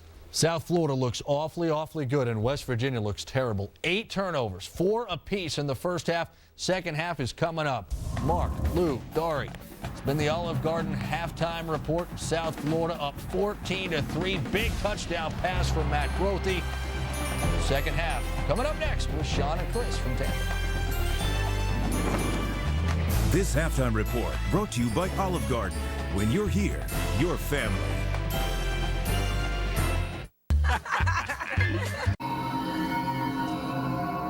This is what I know. This is what I know. We are undefeated. We are undefeated.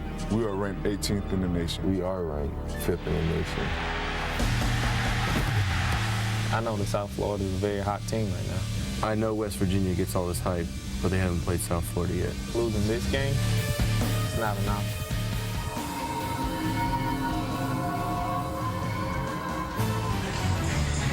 And I know that today is Green and Gold Day in the city of Tampa, proclaimed such by the mayor. Some of the lights of downtown resplendent in green and gold. And the green and gold, Chris Spielman acquitted themselves very nicely on the field in the first half. Each team severely turnover plagued. There were 4 turnovers by each team, and one led directly to a touchdown. The first score of the game, Ben Moffitt returning the Pat White interception, 26 yards for a touchdown. So both teams, as we look toward the second half, want to be much more careful with the ball. What about West Virginia? What can they do to get it going? Well, we didn't get a chance to speak with Rich Rodriguez coming in or going out at halftime, but I'm going to tell you what Rich said. I would have said, I hold up these stats. These mean nothing. They mean nothing because right now West Virginia isn't playing like something's on the line. They don't have a chip on their shoulder. They're not playing with any desperation or a sense of urgency. That's what Rich Rodriguez, if he didn't tell his team that, he should have. And I expect to see a different West Virginia. I'm getting all jacked up now. Yeah, you are. West Virginia team come out here with places of energy and excitement. Let's go. The Big East is on the line. It's a playoff. You're not going to tackle me, are you? Getting a little nervous. You're going to put me through the wall here. Our very fancy ESPN college football backdrop. Pat McAfee kicks off. Jerome Murphy from the 5. All the way across the field, and he took a shot at the 27-yard line. Tackled by Sidney Glover. Here's Rob Stone. Well, Sean, if you're a fan of West Virginia, the situation about Pat White is a good news, bad news situation. What do you want first? I'll give you the good news, all right? The good news is he's going to play. The bad news is they're listing his play as kind of doubtful. Dave Kearns, the head trainer, told me that right thigh, which is heavily bandaged right now, you can see it underneath his pants, is at about 70% in the locker room. Ice, stretching, kept him mobile. But I walked in with White going into the locker room, guys. A noticeable limp and some serious grimacing going on. And Matt Grothe, the quarterback for South Florida, keeps it on first down and goes for 3 to the 29-yard line. Reed Williams made the tackle. There's a look at the injury. White at the end of an 18-yard run took Jerome Murphy's helmet off the right thigh and has been limping ever since. Yeah, people wonder, well, don't you have a pad there? Yes, but you also have a natural separation between the thigh pad and the knee pad, and I guarantee you that face mask went into that exposed area.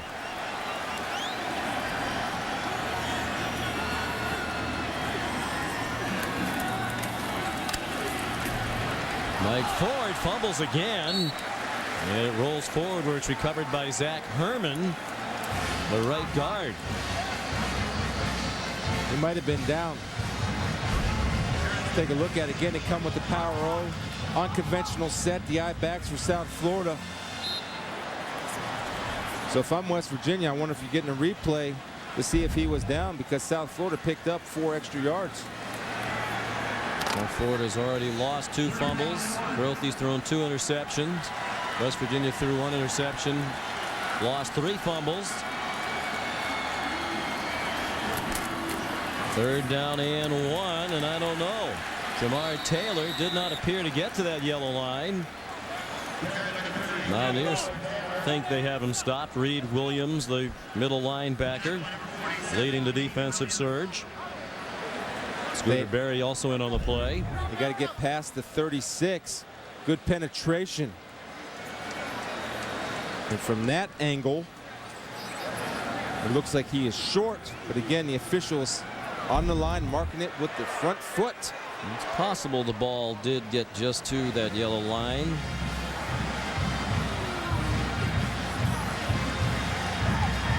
It is just short. Inches short. And Jim Leavitt has a decision to make. So far, no movement from the punt team. Here, I try to hard count them, but I would punt the football the way your defense is playing. You know Pat White's running around there about 70%. Too early in the game. Yeah, I agree with you. This is a defense and field position game of turnovers and mistakes. Don't give an offense that's struggling to move the ball on the 35-yard line. Well, as we said, go for it. Sneak it and get the first down. Grothe got the yard. First down, South Florida. The total yardage stats were almost dead even in the first half. And one surprise to me, the time of possession. West Virginia almost a 2-to-1 edge. And again, points off turnovers. West Virginia leaving points all over the field. South Florida left a lot of points on the field. Frankly, West Virginia is lucky it's only 14 where South Florida's turnovers took place in the red zone of West Virginia's defense. Defense has covered up the mistakes. Boy, Amari Jackson wants the ball thrown ahead of him, but Amari, catch the ball. You know, you've dropped a couple already. You're not really well positioned to be barking back at the quarterback. And again, Amari's a good enough player where he normally makes that catch. He had room to run. But Grothe again has to give him room to work. And you know, Grothe's been a little off tonight. He's throwing the football, Sean. He's underthrown, and his timing's been off. When you throw behind receivers and you underthrow receivers, your timing's not clicking. Grothe 8 out of 14 for 115 yards. 1 touchdown, 2 interceptions. He hadn't thrown one all year in 3 games coming in. Pulls it down. Now has a lot of running room along the far sideline. And runs out of bounds in West Virginia territory. 16-yard rumble. First down, South Florida on the move to open the second half with a 14-3 lead. That's what kills you right here. You're playing man-to-man defense, and if your pressure doesn't get there, all the defenders that are playing man-to-man backs are turned. That's why Matt Grothe is able to run with nobody closing in, because they're all facing up their man down the field. We spoke with Greg Gregory, the offensive coordinator, asked him to tell us about Grothe. He said playmaker. And that's what he can do with his feet and his arm. Jamar Taylor, the ball carrier for 7. Grothe has always been poised beyond his years. Last year led them to the big season, 9 wins and a bowl victory as a redshirt freshman. When he was playing as a 7-year-old in youth football in Lakeland, his coach was a man by the name of Kenny Strong. The coaches were allowed to be on the field and in the huddle to help set up the offense. Coach Strong stayed on the sideline. The refs used to say, "Coach, you can be in the huddle." He said, "No, I have a quarterback who can run the offense. He doesn't need me." Even at age 7. Smart coach. Was ahead of his time. He handed it off to Jamar Taylor. Ivy the tackle, but it's another first down for the Bulls. That's smart coach. Don't overcoach him, even at 7 years old. 2 times All-State at Lake Gibson in Lakeland. Big East Rookie of the Year last year when he led South Florida in passing and rushing. Rushed for over 600 yards. Likes to fish, particularly saltwater fish. Said he might like to have his own saltwater fishing show on ESPN someday. Why not? I can be his co-host.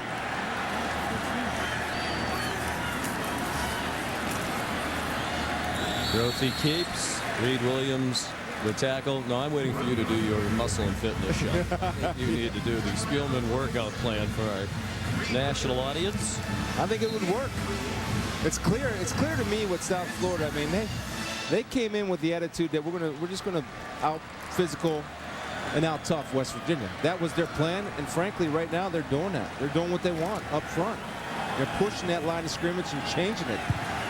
First half was frenetic on both sides, and in the crowd, you almost get the sense that everybody is settling in here after halftime. The crowd isn't as raucous as it was from the very start of the game and even before.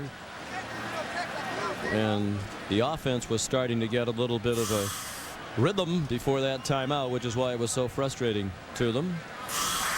Well, Rob Stone, you know, he's everywhere, as we know, our intrepid sideline reporter. We're happy to have him back this week. But apparently he ran into Joey Galloway, who had something he wanted to say about Chris Spielman and his workout regimen. Spielman, I heard you're getting soft. I heard that Stoney here is killing you in the weight room. I'm disappointing you, man. You're going to have to pick it up a little bit. His traps are a joke right now, Joey. It's like 7th grade girls field hockey. He's always been a little soft in the traps. We, you know, when he used to work out with us, he used to lift weights, you know, we would get in there before he got there because we didn't want to make him feel bad. And Stoner would know about 7th grade girls field hockey since that's usually what he covers here on ESPN. What are traps for those of us who don't have any? I can't hear. My traps are in my ears. That's supposed to be on top of your neck and shoulders. Joey, it's interesting. I mean, Joey's a great player. I didn't know they let guys over 50 play. I see all that gray beard in him. Come on, Joey. Brill cream. A lot of dab will do you, Joey. 2nd and 7. South Florida, the opening possession of the second half. Grothe, a quick strike, and it is incomplete. Broken up by Eric Wicks, who saw that coming. Raced up on Torres Johnson and almost picked it off. That play was not very well disguised. It was pretty obvious what was coming from just about right after the snap. Yeah, Torres Johnson almost took a shot. Wicks. I saw Wicks was on spot, defeated the blocker and had a great break on the football. Good thing that ball was dropped, because Torres Johnson would have paid a heavy price.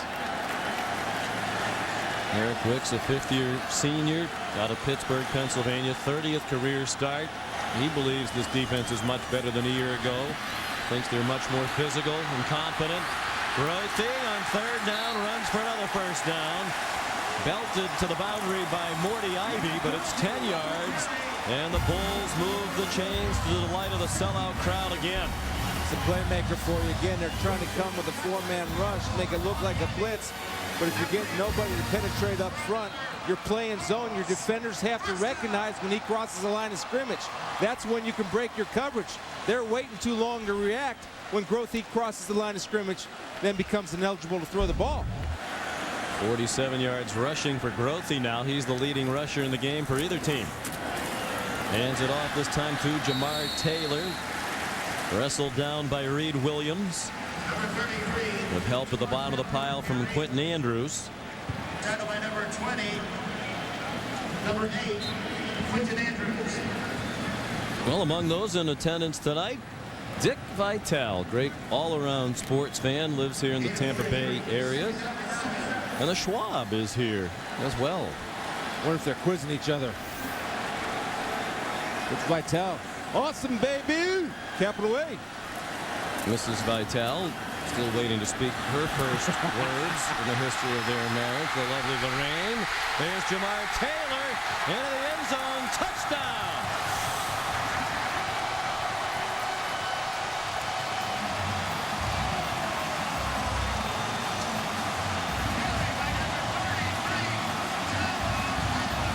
Different speed, Sean.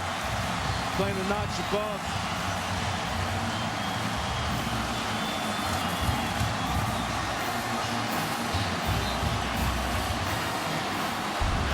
Second career touchdown for the true freshman out of Lakeland, Jamar Taylor, 5'9", 205 pounds with excellent speed. 19-yard run, and Delbert Alvarado adds the extra point. South Florida trying to take down another team ranked in the top 10 of the nation. They lead number 5 West Virginia 21-3.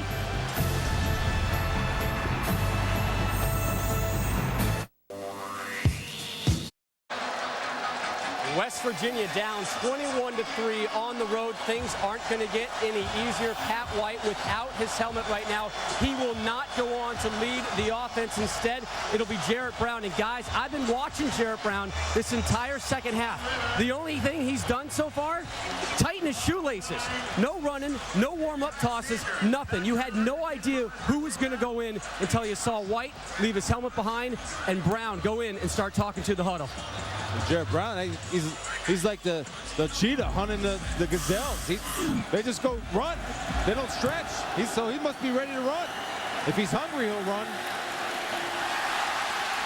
Ball muffed by Von Rivers, and this possession will begin at the 20-yard line for Jarrett Brown, who came in late in the first half when White suffered the thigh injury. Sophomore from here in Florida, out of West Palm Beach Lakes High School. And as we said, started against Rutgers and led them to a triple overtime win last year against the Scarlet Knights in his first career start. He posted 317 yards of total offense in that game. Passed for 244 and a touchdown, scored on a 40-yard run. He has a lot of ability. Not the breakaway speed runner that Pat White is, but certainly efficient to hurt you with his feet. Brown comes out throwing and has Burrell Jala out for the 7-yard gain to the 27. Tyrone McKenzie made the tackle. So the Mountaineers down by 18 now after a 13-play drive to begin the second half by South Florida that covered 74 yards. That's an aggressive call by Rich Rodriguez, getting him out, letting him sling the rock right away. get his confidence going. There's the first pass attempt of the night. The completion. Now this ball winds up back in the hands of Brown. Problem if you're running the option offense, and that's a veer read by the quarterback right there. He either gives it to him or takes it away. Right there, it looked like he didn't know what to do. Or Owen Schmidt didn't take it. And pretty basic then. When you keep the ball after the fake handoff, take the ball. Yeah, that's part of it. Yeah. Third down and 5, and the crowd making it very difficult. Looked like they were offside. Got a freebie. There are flags down. They have a man wide open. Tito Gonzalez all the way to the 43-yard line of South Florida. Woody George jumped across the line of scrimmage and got right in the face of Brown. He managed to avoid George, and it's a 32-yard play if it stands. That's a classic mistake by Woody George right there. Offsides. Number 90 on the defense. Penalty is declined. First down. If you jump, go and wrap him up. I'm not saying take a kill shot on him, but you see Woody George coming right here. Wrap him up. You've got a clear shot. Well, I'll tell you, though, Jarrett Brown does a good job of awareness, stepping up into that pocket, keeping his eyes downfield, finding an open wide receiver. Ryan Gilliam made the tackle. Jarrett Brown, former All-State quarterback in Class 6A high school football here in Florida, trying to lead the Mountaineers back. Gave it to big, powerful Owen Schmidt at 260 pounds, runs a sub 4.6 40, one of the strongest players on the team. Nate Allen finally took him down after a gain of 8. Anytime you can establish any type of running game, you got to do it through the pass. You'll get South Florida's defense a little bit off balance, and you'll get them guessing as opposed to teeing off.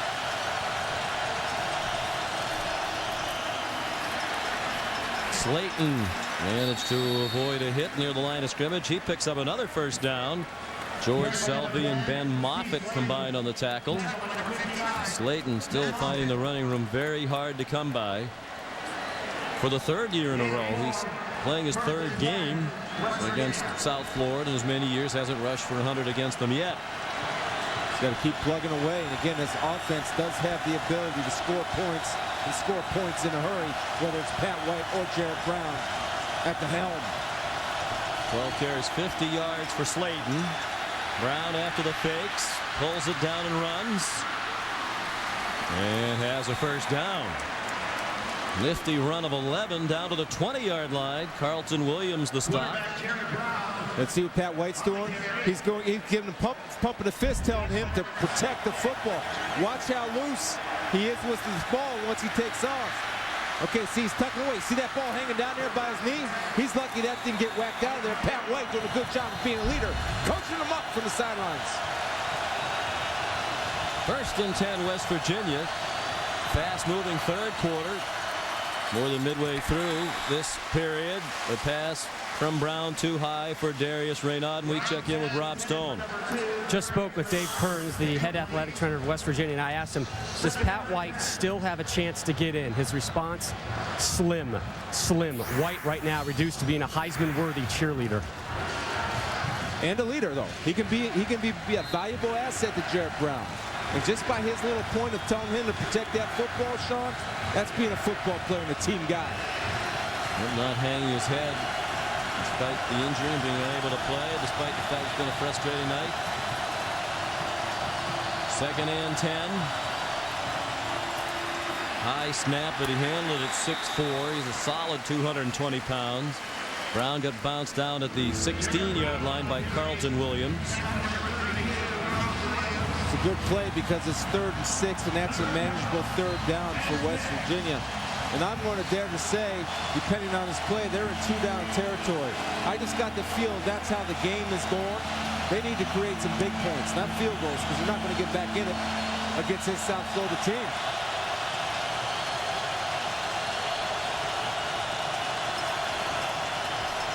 Heavy rush. Raynard the catch. Can't break the tackles. Drop for a loss. Carlton Williams again. Up from the secondary. Boy, he's had a solid game tonight. Now they had 3 lead blockers out there, Sean. But nobody forgot to block. Everybody forgot to block Carlton Williams.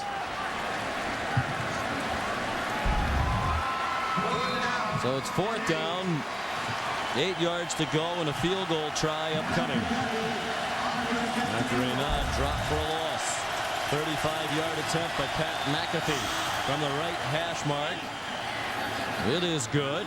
He has all 6 West Virginia points tonight. That gets them back within 2 scores. 21-6 South Florida. 5:54 to go in the 3rd.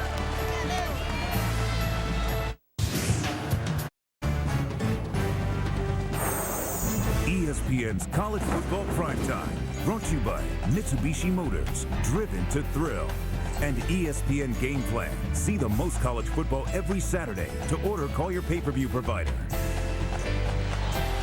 Located in the heart of Ybor City here in Tampa, Stogie Castillo Cigar Lounge and Factory. They make the cigars the old-fashioned way, hand-rolled. It dates back to the early 1900s. An art. These Bulls fans hoping to puff away on a victory cigar after the game tonight. Their Bulls lead 21-6. 5:54 to go, 3rd quarter, as Pat McAfee kicks off for the Mountaineers after his 2nd field goal of the game. Jerome Murphy on the return, the sophomore from New Jersey. And a late flag thrown as Murphy goes down at the 28-yard line. Dennis Hennigan and his crew have done a nice job tonight. They haven't been taxed. There have been only 2 accepted penalties in this game, both against South Florida for only 15 yards. This will be another against the Bulls. It's a credit to how well coached both these teams are. Sean, it's been amazing that there hasn't been as many flags. During the return, illegal block in the back. Number 89 on the return team. 10-yard penalty from the end of the play. 1st down. We're pleased to welcome to our telecast. Hopefully we'll get him to come out of his shell tonight and participate actively. ESPN college basketball analyst extraordinaire Dick Vitale. How you doing, Dickie V? Well, doing really great, Sean. I tell you, it's amazing. The environment. Think about this. Hey, a little better than 10 years ago, they didn't have a football. I think one of the great stories in intercollegiate athletics is what Jim Leavitt has done. Packed house. They had a trailer where they had their offices in the past. He's done an amazing job. Yeah, he had to help put up the goalposts on the practice field. He said when he got here, they didn't have offices. They didn't have a practice field. He said, we didn't have a strength and conditioning coach, but of course we didn't have to worry about that because we didn't have a weight room either. Matt Grothe, the ball carrier. When they practiced late in the day, he and his assistant coaches would pull their cars up near the field to light up the field because they didn't have lights. And now here they are in this beautiful state-of-the-art stadium shared with an NFL team that has hosted Super Bowls. And a penalty here for an illegal substitution against the Bulls. 12 players by the offense. 5-yard penalty. Remains 2nd down. Dick mentioned the trailer. They used to call it the Ponderosa, and that really looks better in the picture than it did in person. The last time I was here, they were still in those offices, and you'd hear banging on the aluminum outside. I asked Coach Leavitt when we visited in his office, what is that? He said, oh, the baseball team's practicing. When they hit a home run, it hits the side of our trailer. Coach Leavitt agitated. Grothe after the walk-off, running for his life and throws it away. And Dick, you live in this area. You're a big sports fan. You love baseball. We've seen you a lot of Devil Rays games over the years.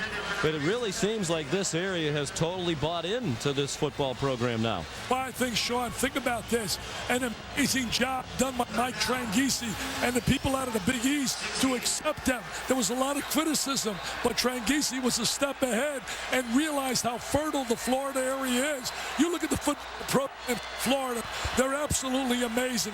It's because scholastic football here is so special. I usually go out to see the kids play, and I can tell you there's some great high school players in this area. On the run, Benjamin Williams. Well, we've heard that you have become very familiar with Mike Ford, the very highly touted freshman who's from your area. You used to go watch him play in high school. He put up some incredible numbers during his high school career in this state. Oh, I think he's going to be a phenomenal back. I think when it's all said and done, he is going to great back here. He's got tremendous vision, speed, power. I think also you look at Mike Jenkins, a terrific defensive back. Watched him play in the Sarasota Bradenton area, and Amari Jackson, who dropped 2 passes tonight, but is a special receiver. There are so many terrific kids. Remember this name, Casey Kelly, now playing quarterback at Sarasota High School, a special talent. All right, Dick, thank you very much. We appreciate the visit. Tell Lorraine we said hello. And the Schwab, you're surrounded by greatness in that box there tonight. I'll tell you this, they're all sitting around me. And don't get nervous, Sean. I know you love those Red Sox, but the Yankees to win the World Series. All right, I might put a friendly wager on that with him. Alvarado's punt downed at the 45-yard line. It traveled 38 yards and a timeout. Welcome back to sold-out Raymond James Stadium in Tampa, Florida. 21-6, South Florida. The West Virginia moved the ball crisply on its last drive. They could punch in a touchdown here. They'd be right back in the ball game. 4:11 to go. Jared Brown in for the injured Pat White, showing that he can run as well. He runs for at least 10. They mark him out at the 44-yard line of the Bulls. 12 yards and a first down. Right there is the reason why you go 100% Jared Brown as opposed to 70% Pat White. The ability to avoid the pass rush and make something happen with your feet. I don't think Pat would have been capable of picking up 10 yards with his bum leg.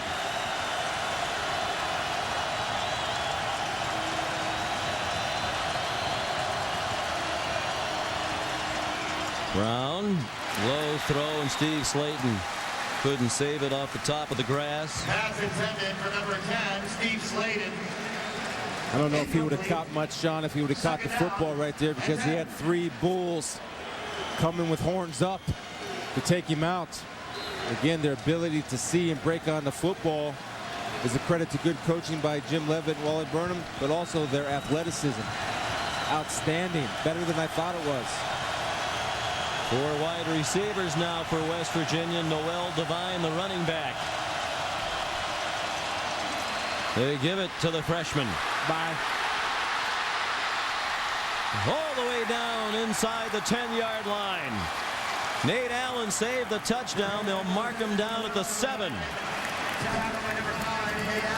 More of the same for Devine. He came into tonight with 24 carries for the year and was averaging 11 yards per carry. This one goes for 37.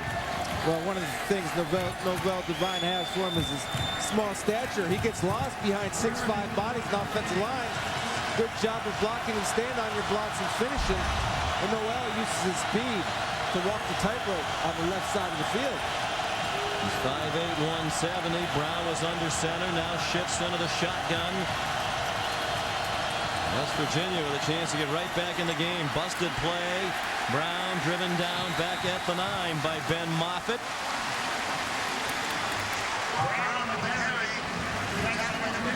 And Noel didn't get the memo. Right here, he's supposed to fake the dive. He goes the wrong way, and they were going to run the option with Brown and Owen Schmidt. Ben Moffitt, being steady as always and smart, wasn't fooled by the misdirection.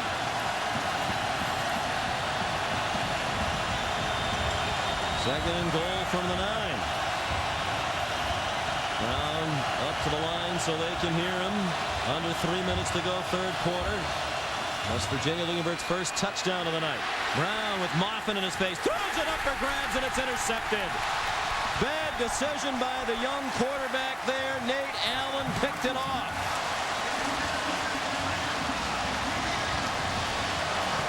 Throwing up back foot. If you're long, you're never wrong. You got that back end line to work with. Throw it to your guy or no guy. Again, they pick Owen Schmidt up here in the flat, but you see Moffitt continuing on the blitz off his back foot. Tries to make something happen with Renato opens early. But Nate Allen says, You didn't see me, Jarrett. I'm sneaking up on you. Throw it away. Well, Ben Moffitt right in the face of Brown. I know it was open for a while, but Brown couldn't get it there immediately with the pressure in his face. Mike Ford, the ball carrier. He goes for 3. So Nate Allen has the knack for the big play. It's his 3rd interception already this season in 4 games. He was the conference defensive player of the week for his performance against Auburn when he was involved in 3 turnovers. He is a playmaker, and Ben Moffitt said yesterday, I want to play in the NFL. We might be getting the attention of some NFL people here tonight. Yeah, Nate Allen's getting some attention. He only a sophomore because he saved a touchdown on the parade before when Noel Devine took off down the sidelines. Wealthy in the flat for Benjamin Williams. Out of bounds, short of the first down at the 27-yard line. Knocked out by Eric Wicks. Gain of 4. Moffitt says if the pro football thing doesn't work out, he'd like to coach. Said his high school coach here in the state of Florida, Edmund Sherman, was a great influence on his life. And he'd like to take the lessons he learned and impart his wisdom to other young people. Worthy cause. Jamar Taylor in trouble and collared down. It's Eric Wicks again. And here's a young man who, when it was going so poorly last year, Wicks, that he used to have anxiety attacks. He'd have trouble after the games, would get violently ill. They're giving him some medication this year. He's relaxed a little bit. Jeff Castile, the defensive coordinator, said, hey, last year we didn't play well early. Our guys got a lot of criticism. We had a lot of new starters, and the whole thing kind of snowballed, and we just never played well. We think we're going to be a lot better this year. And the defense has actually played pretty well tonight. I agree. They've had a couple bad series, but overall they've played well enough to win. But it's tough to win anything when you keep giving the ball to the other team. Alvarado to punt. Under some pressure. It is short. No chance for Rivers. And it is downed at the 39-yard line by Louis Gachette. Time for another Sports Center 30 at 30 update. Here's Dari Noka. Guys, the National League East has been turned upside down. Ryan Howard hit his 45th. Phillies win 6-0 over Washington. The Mets are trailing as they are batting at the bottom of the ninth. If this holds, Phillies will have a 1-game lead, and the Mets would be out of playoff position. Meanwhile, Cecil Cooper, no longer the interim manager of the Houston Astros, today named the full-time manager. Details on SportsCenter after baseball on ESPN. You can stay current with ESPN News. Well, that Mets collapse is stunning.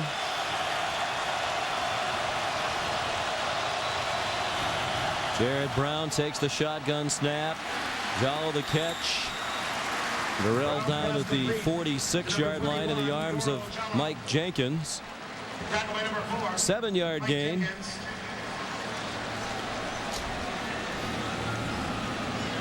Jared Brown is just going to have to work the ball down the field. And again, they have time, and they do have the ability, in which you'll see in the fourth quarter, where they get a little bit more sense of urgency and run the plays at a quicker pace. Noel Devine, the running back. Brown faked it to him, gets the first down, and held on to the ball as Ben Moffitt took him down at the 46-yard line. And there's a Bull slow to get up. And it's Jerome Murphy. Young man has played well tonight. Started the game as a nickel back. And really has done well against the pass, but been very aggressive from the nickel back position, which essentially in the nickel defense is an extra linebacker. That small body playing in there, and he's been throwing it around pretty good. You hear him yelling, Tyler. We got to get Tyrone back in the ball game. McKenzie, who's been active. 1st and 10, West Virginia. They marched down inside the 10 a moment ago, and then Brown threw an interception. Now Devine in a world of trouble and swarmed under. Back at the West Virginia 47. Alan Cray leading the defensive charge. Ben Moffitt also there, to the delight of his family. We mentioned earlier he's been married since he was 17 years old to wife Shauna. There she is. Their son Trevor, daughter Rylan, ages 4 and 3 here tonight. And we're heading to the fourth quarter. In the biggest game in South Florida history. They're leading 21-6. The chase for the NASCAR Nextel Cup is on ABC. Welcome back to ESPN2's College Football Primetime. Tonight's broadcast is brought to you in high definition and presented by Pioneer Curo HD TV. On to the fourth quarter. It sold out Raymond James Stadium. First sellout in the 11-year history of the South Florida football program. More than 65,000 here. Hoping to watch South Florida beat a top 10 opponent for the third year in a row, including West Virginia for the second straight year. Jared Brown in trouble and taken down. First sack of the night for South Florida. They've been applying the pressure all night long. Jared Bowie credited with this one, the senior from Tampa. Well, Jared Bowie is a senior playing in a big game, playing like he's supposed to play. He already caused the fumble tonight. You see him beat off the double team, keep hustling and pursuing. Then you have a bunch of other gold helmets coming to finish the job. Jared Bowie, step up and take a bow, baby. There's another defensive end on this South Florida defense, and his name is Bowie. Third down, West Virginia's 3 out of 11. This is third down and 24. And they won't pick it up, but they get a lot of the 24. West Lyons, his first catch of the night. Tyler Roberts made the tackle. Lyons is a sophomore out of Woodland Hills High School in the Pittsburgh area. They got enough to give them a chance to go for it now on fourth down. Fourth down and 4 after a 20-yard gain. You know, you have to go for it. And I've been wondering, you got a 6'8" target out there. Got a 7-inch height advantage out on the corner. Let him run the sticks and throw the jump ball. West Lyons is 6'8". Jared Brown in relief of the injured Pat White, who got injured late in the first half. Throw short. The ball pops out into the hands of Ben Moffitt. Jerome Murphy there to help knock it in the air. Steve Slayton couldn't come up, and Mrs. Moffitt loves it. Her husband's a fifth-year senior. He didn't have an interception for his career until last week when he had one against North Carolina. He's added 2 more tonight, including a touchdown. Yeah, he's on a roll, and again, it's running to the football. Slayton doesn't have a ball he can work with. Murphy delivers the shot, and Moffitt, being smart, being positioned, capitalizes. Slayton actually did a great job of tackling Moffitt, or Moffitt would be in the end zone celebrating number 2. A touchdown for each kid. 2 nice drives for West Virginia, but both end in interceptions. 6 turnovers now. Brophy on the rollout. Threw it short for Marcus Edwards. He's to the 50 for a gain of 5 for the junior from Mayo, Florida. Just his 3rd catch of the season. First tonight, Ridwan Malik, a backup defensive back, made the tackle. Right there you saw Ben. He was telling us he had his mohawk. His wife was trimming it. He said she messed it up in the back, so he just had to go with the clean shave.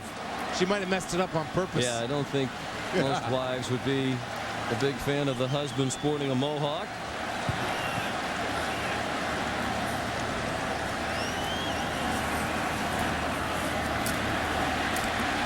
Brophy, the first down, and he got banged around at the 43-yard line.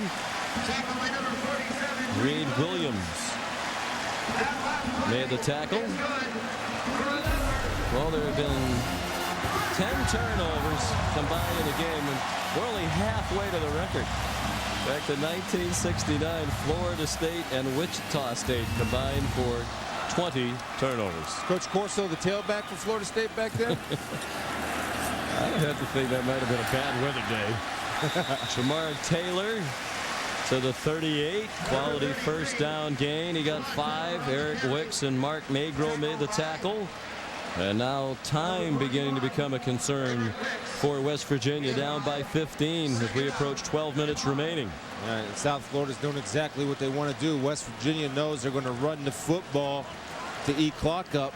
So you got to stack the run, but you can't let them get 5 yards on first down. 2nd and 5. They got you. They can do what they want with you. West Virginia 26-3 over the last 29 games. One of those losses last year to South Florida. in danger of another loss to the Bulls. Reed Williams takes down Grothy back at the 40-yard line. Loss of a couple, 3rd down and 7 to come. It's a big down for West Virginia's defense. Force some type of punt. If I'm West Virginia, what I do is I try to play man-to-man, but you have to watch Grothy. What has he done? He's hurt you with his feet. When the back is turned by the defenders, Grothy takes off and runs. Grothy, a secondary education major, says he'd like to teach and coach in high school. Had a test yesterday. When we were talking with him, threw that up for grabs, and it was incomplete, intended for Taurus Johnson. Taurus is a great name for a Bull. Yes, sir. And watch Reed Williams carry the vertical receiver down the middle of the field to allow safety to come over and deliver the shot. That's what I'm talking about. When you play linebacker, you help your safeties by carrying vertical receivers to the safeties, and you'll give yourself a chance to defend. Delbert Alvarado to punt. On Rivers standing back at the 8-yard line. He's a dangerous return man, all Big East last year. As a returner, Rich Rodriguez says he's on the verge of breaking one. He's surprised if they kick it to him. Alvarado with some backspin. It landed at the 10 and will be downed near the 19-yard line. 25-yard punt, a timeout.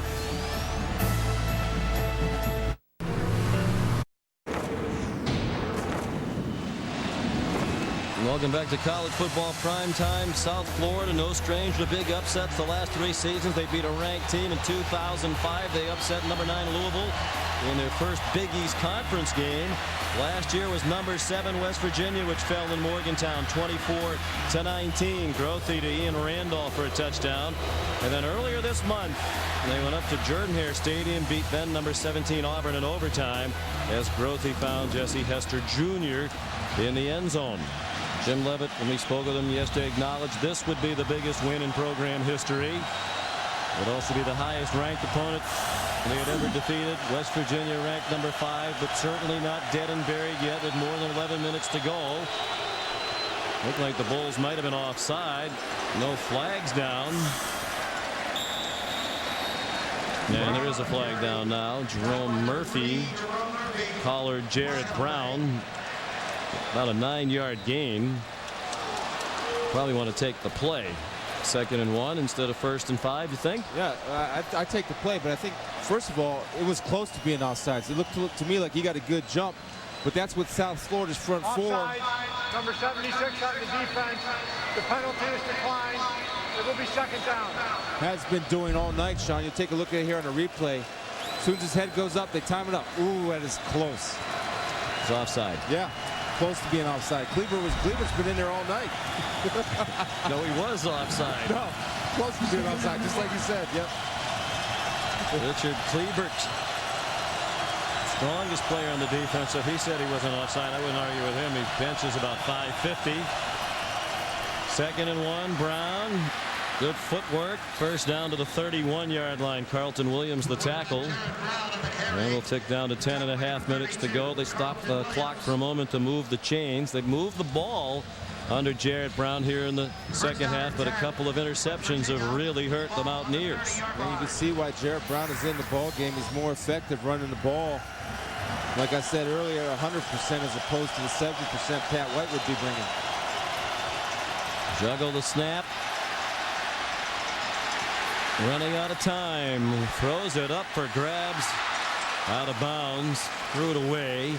Mike Jenkins made an attempt, but couldn't come down with it. Jarrett certainly made a better decision as opposed to the pass in the end zone that was picked off as far as throwing it out of bounds. It's okay to live to fight another down. That's what you have to do. To become a good quarterback, you can't force everything. Throw it away.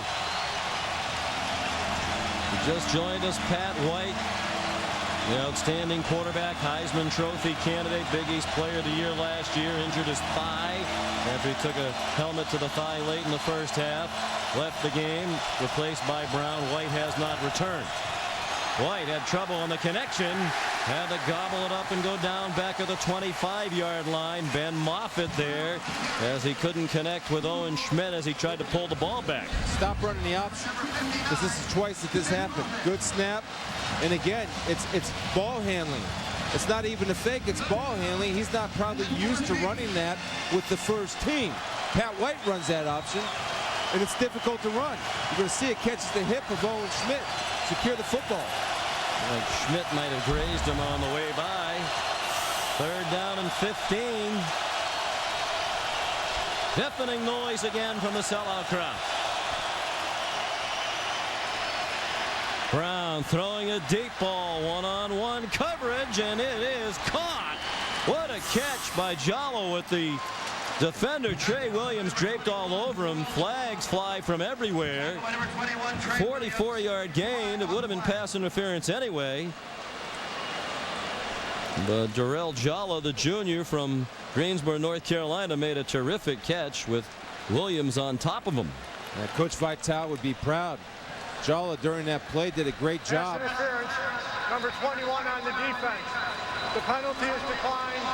Result of the play, first down. Of boxing out Trey Williams. Take a look. Watch Jallo use his body for position. See him lean into the defensive back. That creates the penalty. And also Trey Williams tried to hook him. Excellent job of vision and concentration on finishing the play. 5 catches for Darrell.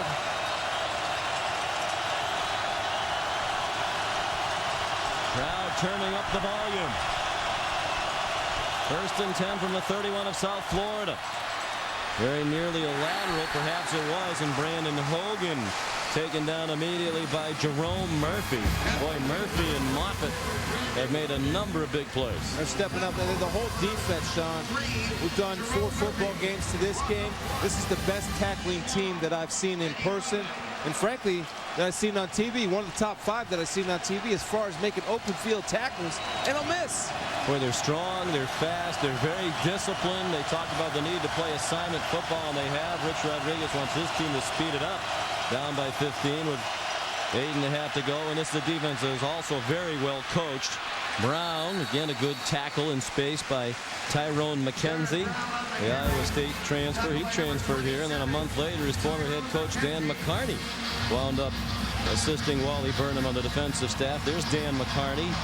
12 years at Iowa State as the head coach. Led them to some of their best days, but let go at the end of last year. Longtime friend of Jim Leavitt and doing a great job as the defensive line coach. What an asset to have next head coach on your staff.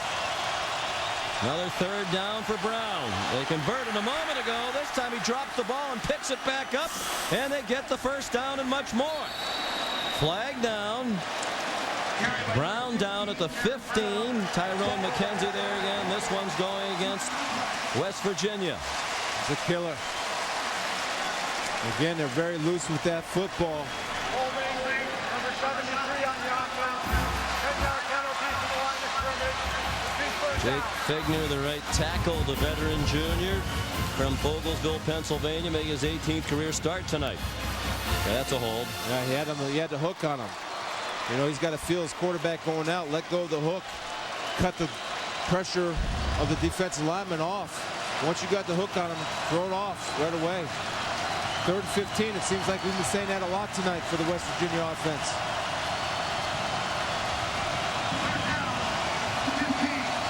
First penalty of the night against West Virginia. Wipes out the 1st down. Sets up 3rd and 15 from the 36. 7:20 to go. South Florida leading by 15. Brown hit as he throws almost another interception for Moffitt, who's had 2 already tonight, one of which he returned for the 1st touchdown of the game. Yeah, he's going for the hat trick. And he had it. The problem was that was too easy for him to catch. It wasn't deflected or wasn't thrown in his face mask. Again, but the pass is thrown poorly, caused by the pressure of the front floor of South Florida. They keep bringing it and bringing it and bringing it.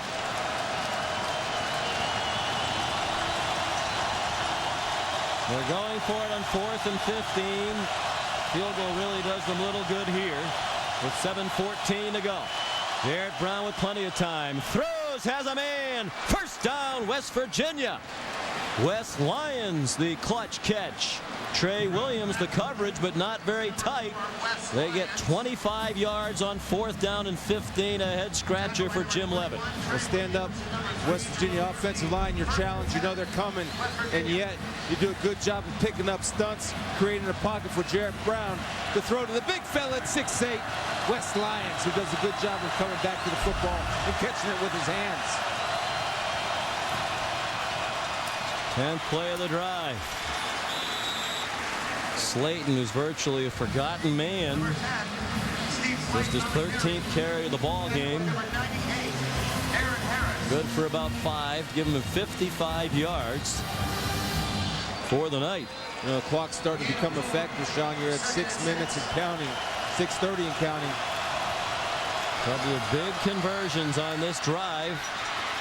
Brown fighting valiantly, and a couple of little missteps along the way, but he's also made some big plays.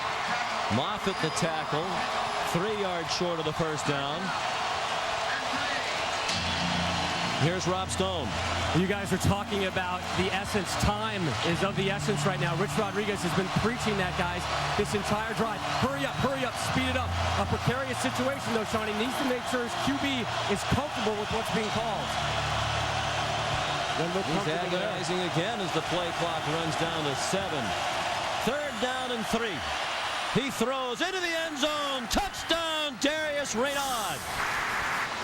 Pass complete to number 2, Darius Raynaud. They're within 9, and Rich Rodriguez sends the extra point team on to get within 8. A clutch throw right there. Jarrett Brown rising above the defensive line to throw. 6'4" helps you. 9-yard touchdown to their big playmaker at the receiver position, Raynaud. McAfee the extra point. 12-play drive, went 85 yards, engineered by the backup quarterback. The conversions along the way of the story. It's an 8-point game.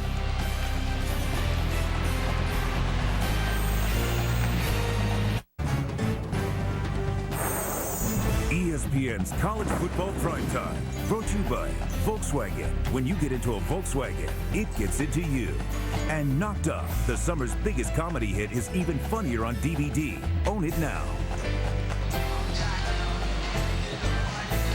Back on the outskirts of downtown Tampa at Raymond James Stadium. Record crowd, 67,012 in this beautiful facility. It's a big payday as well. They do about $1.3 million in ticket revenue. That's about twice what they usually do for a home game. The Buccaneers share in the parking and concession, so it's a nice day at the bank for them as well. Pat McAfee kicks off. Torres Johnson to the 29, and a late flag thrown. Sidney Glover's made a couple of nice plays on special teams. Made the tackle. Blocking the back right there. Just once the runner's past you, no use in blocking in the back. Let him go. Illegal block in the back. Number 39 on the return team. 10-yard penalty. Richard Kelly, the penalty. See if the South Florida offense can get moving. They've had just 100 yards of offense in this half. Saturday night on ABC, ESPN, ESPN2. All these games at 8 Eastern time. Some of the top teams in the country. Number 1, USC at Washington on ABC. Auburn at number 4, Florida on ESPN. And at ESPN2, Ohio State ranked 8th at Minnesota.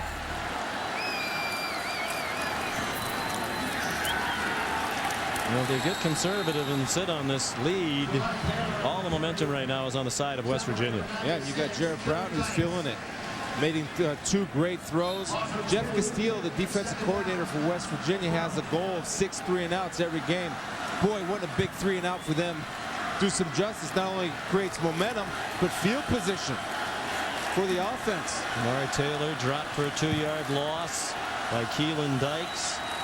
All Big East nose tackles. Been injured the last couple of weeks with a foot injury. Played very few snaps. That ball thrown into traffic, but caught short of the first down by about 3 yards. Taurus Johnson, the junior from Cape Coral, Florida, near Fort Myers in southwest Florida. 11 yards on the game, but they'll need 2 more for a first down. Williams and Wicks, the tackle. I'll tell you, Williams came hard, too. Taurus Johnson did a good job of holding on to that football. Knocked one of his chin strap holders loose. There's 3 for 7 this half is Grothy.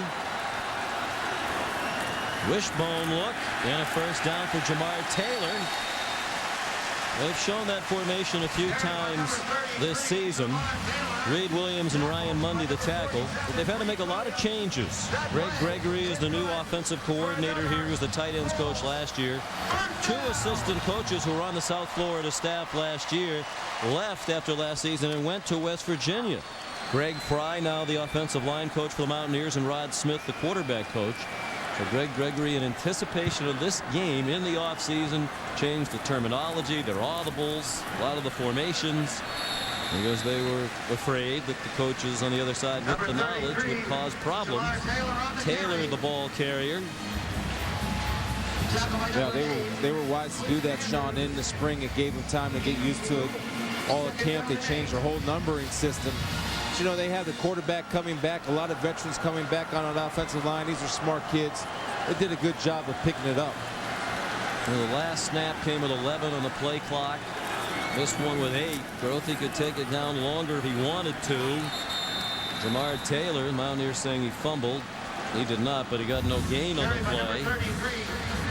Taylor originally committed to Nick Saban at Alabama, then changed his mind, had some family issues. He's from here in Florida, so wanted to stay closer to home in Lakeland due to an illness in his family. Big third down coming here. 3rd down and 8. Bulls on their own 30. South Florida leading 21-13 against the number 5 team in the country. 3:05 to go. West Virginia, all 3 timeouts left. Yep. Mark Jackson up top, working one-on-one. Grothy spins toward the rush and is swung down by Johnny Dingle. First sack for West Virginia. And a timeout called by the Mountaineers with 4th down upcoming way back at the 16-yard line. That was a design spin. You'll see Matt Grothy right here. He's coming. There's no pressure yet. Feels the spin, and he's going to work Amari Jackson. Dingle, not to be fooled, does a great job of keeping contained and uses those big paws. Latches onto the jersey of Grothy and makes a big play for the defense, and more importantly for his offense, because they have a chance to create some nice field position. Well, here's Delbert Alvarado to punt to the dangerous Vaughn Rivers. West Virginia should have excellent field position. Rivers does have a punt return for a touchdown in his career. Last year, a 50-yarder against Mississippi State. 2 timeouts left for each team now. He's got to catch the ball. He hasn't done a good job of fielding the shorter punts. And this is a good one by Alvarado at the best possible time. Rivers driven back to the 25, and great coverage as well by Louis Gachette. 56-yard punt, and great coverage by Gachette. 2:41 to go. West Virginia touchdown and a 2-point conversion away from a tie.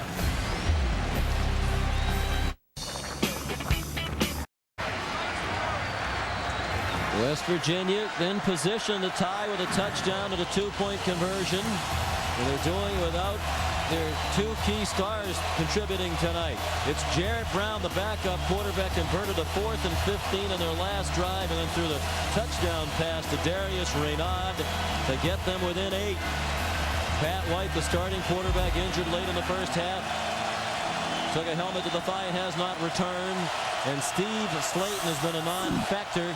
He's rushed for 54 yards, had only 2 carries in this half. Wes Lyons the catch. It is the role players on this team doing the job right now for West Virginia. Lyons, an 8-yard catch to the 38. They'll try to go quickly with 2 timeouts remaining. Jarrett Brown is used to this. He's been in this position before. He has great composure for a backup quarterback. Brown's 10 out of 16 for 144. He's sacked by Richard Claiborne. Huge sack.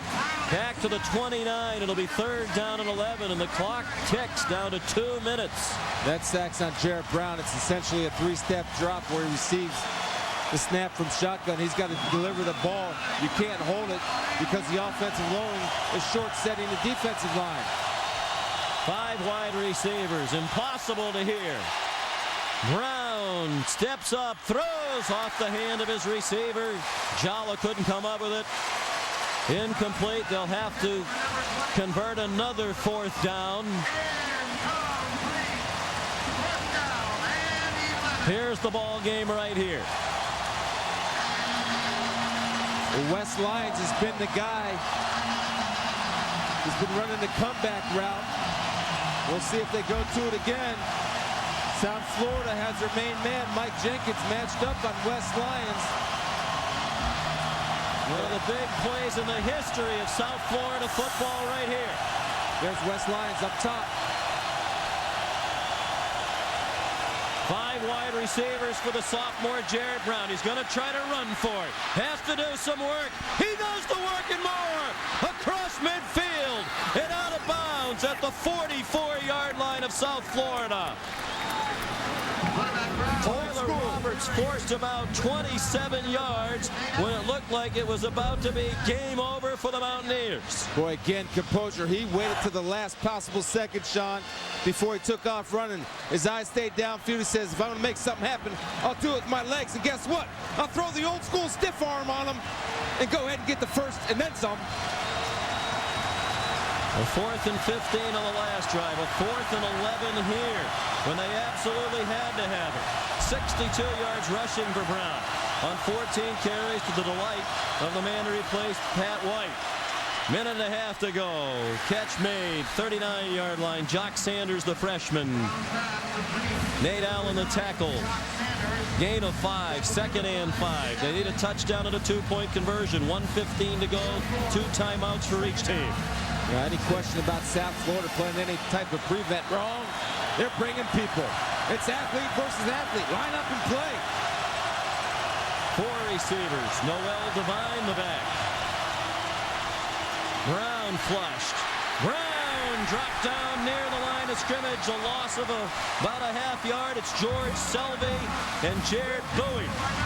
And a timeout called by West Virginia with 52 seconds to go, leaving them with 1. See, again, just the constant pressure. You get a push from inside, but Selvey's never going to quit. Effort, and guess what? More effort. And he helps make a play along with his partner, the other bookend, Jared Bowie. Officially a sack, 3rd of the night for South Florida. And ensuring safety is appreciated. And I think these folks who came here, a lot of them have probably never been to a South Florida game before. They'll be back. They should be. And this is what college football can do for a community. That's awesome. And you can think about it. That's why pro football, college football, anything football in a football-hungry state, it can thrive. And we're seeing college football thrive tonight here in Tampa. The Big East took a chance on this South Florida program, believing in the potential. And boy, has it paid off. One of the reasons why the Big East is one of the great stories in college football the last couple of years. The rise of this man's program. 3rd down and 6 from the 40-yard line. Brown dumps it. Incomplete. Nobody there in the middle of the field. He had all kinds of pressure in his face. Can they convert on yet another 4th down? Boy, I love what South Florida's doing, Sean. They're blitzing. Ben Moffitt comes up on the blitz. They're locking down each receiver man to man. If I'm Rich Rodriguez, I might want to think about rolling out. They're blitzing up the middle. If you break contain, you're running forever if you're Jared Brown. He's trying to get his attention over there. Hard to do.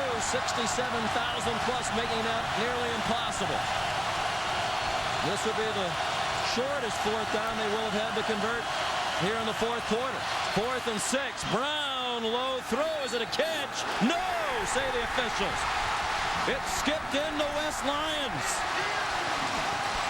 Undoubtedly, it'll be reviewed, but if it stands, South Florida is going to have the biggest victory in school history.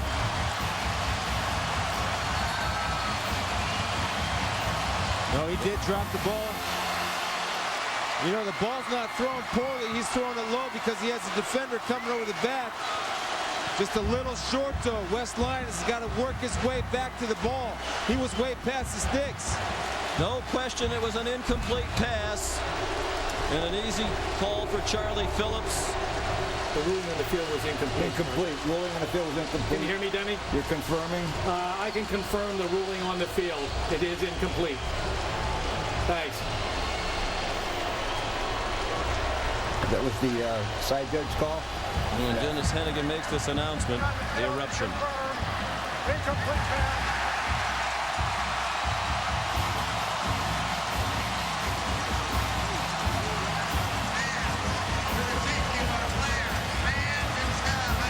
Derek Brown led the Mountaineers back valiantly, made some great plays, made some mistakes. For the second year in a row, West Virginia plays South Florida while ranked in the top 10 in the country. And for the second year in a row, the Mountaineers will go down. Third season in a row, South Florida has defeated a team ranked in the top 10. Louisville 2 years ago ranked 9th. West Virginia 7 last year and 5 this year. And for the second year in a row, they totally stifled Pat White and Steve Slayton. Our TiVo combo to watch. White didn't play in the second half. Slayton was a total non-factor in the second half, carried it only twice. Yeah, and the reason what they're doing, what makes Pat White and Steve Slayton so good is they can make people miss. Well, tonight, South Florida didn't throw any no-hitters. Their defenders were outstanding in tackling. They didn't miss tackles. They made open field tackles. They made gang tackles, and they played with such a passion and a purpose. They outplayed. They wanted it more than West Virginia. Yeah. You know, last year a lot of good things happened, turnovers, some key mistakes by West Virginia. You know, this year, as you say, they deserve to win the football game. Yeah, they won. And you know, frankly, you can't turn it over 7 times and expect to win the ball game. It's not going to happen. Here's Rob Stone. Hey, Sean, maybe it's just me, but I think they're prepared to manually take down the goalpost. I spoke with one Florida Highway patrolman. I said, what happens if U.S. wins? He goes, we know they're coming. I go, what do? He goes, get out of the way. And that includes you, Stoner. Even though with your weight program now, you are a strapping 150 pounds. Grothy takes a knee.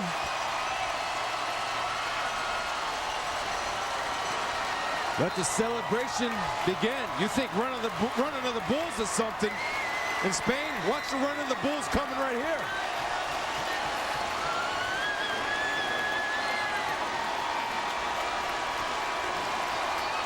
Managing loss to West Virginia. So much talent in the top of the rankings. It remains to be seen if a one-loss team to get back in the national championship picture, but right now there are a lot of folks ahead of them. Yeah. They didn't play like a team that's a national championship contender tonight. No, they came out sluggish again. 6 turnovers, 7 turnovers. What does it matter? They turned the ball over. It's tough to win on the road. And one of them went for a touchdown. And this will be the last time they have to snap it. Grothy takes a knee. The biggest game in South Florida history ends with the biggest win in the history of this 11-year-old Bulls football program.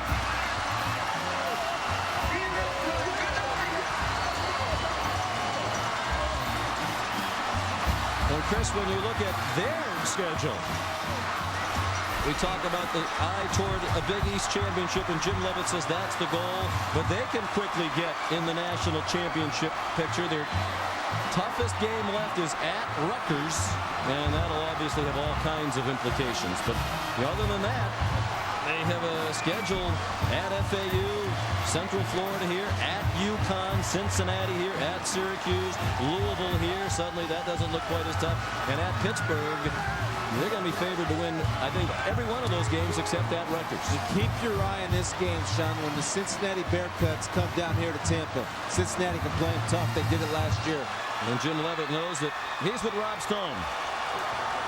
Coach Leavitt, where does this win rank in USF history? Oh, Lord, I don't know.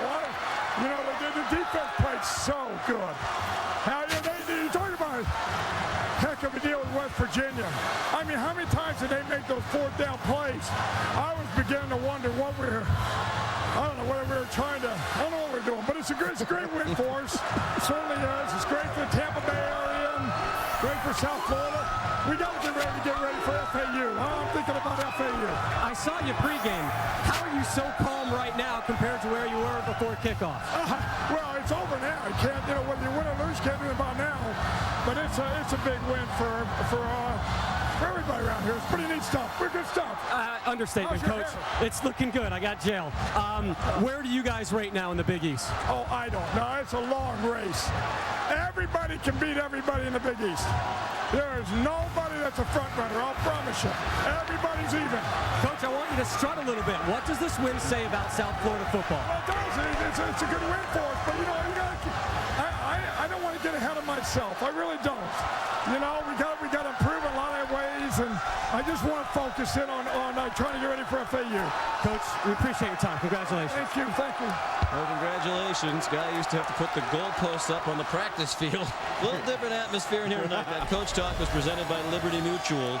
Coach Leavitt already trying to get his team focused on next week. They'll party tonight. West Virginia licking its wounds as they head back to Morgantown. 21-13 the final. The Contender coming up next, and over on ESPN Sports Center.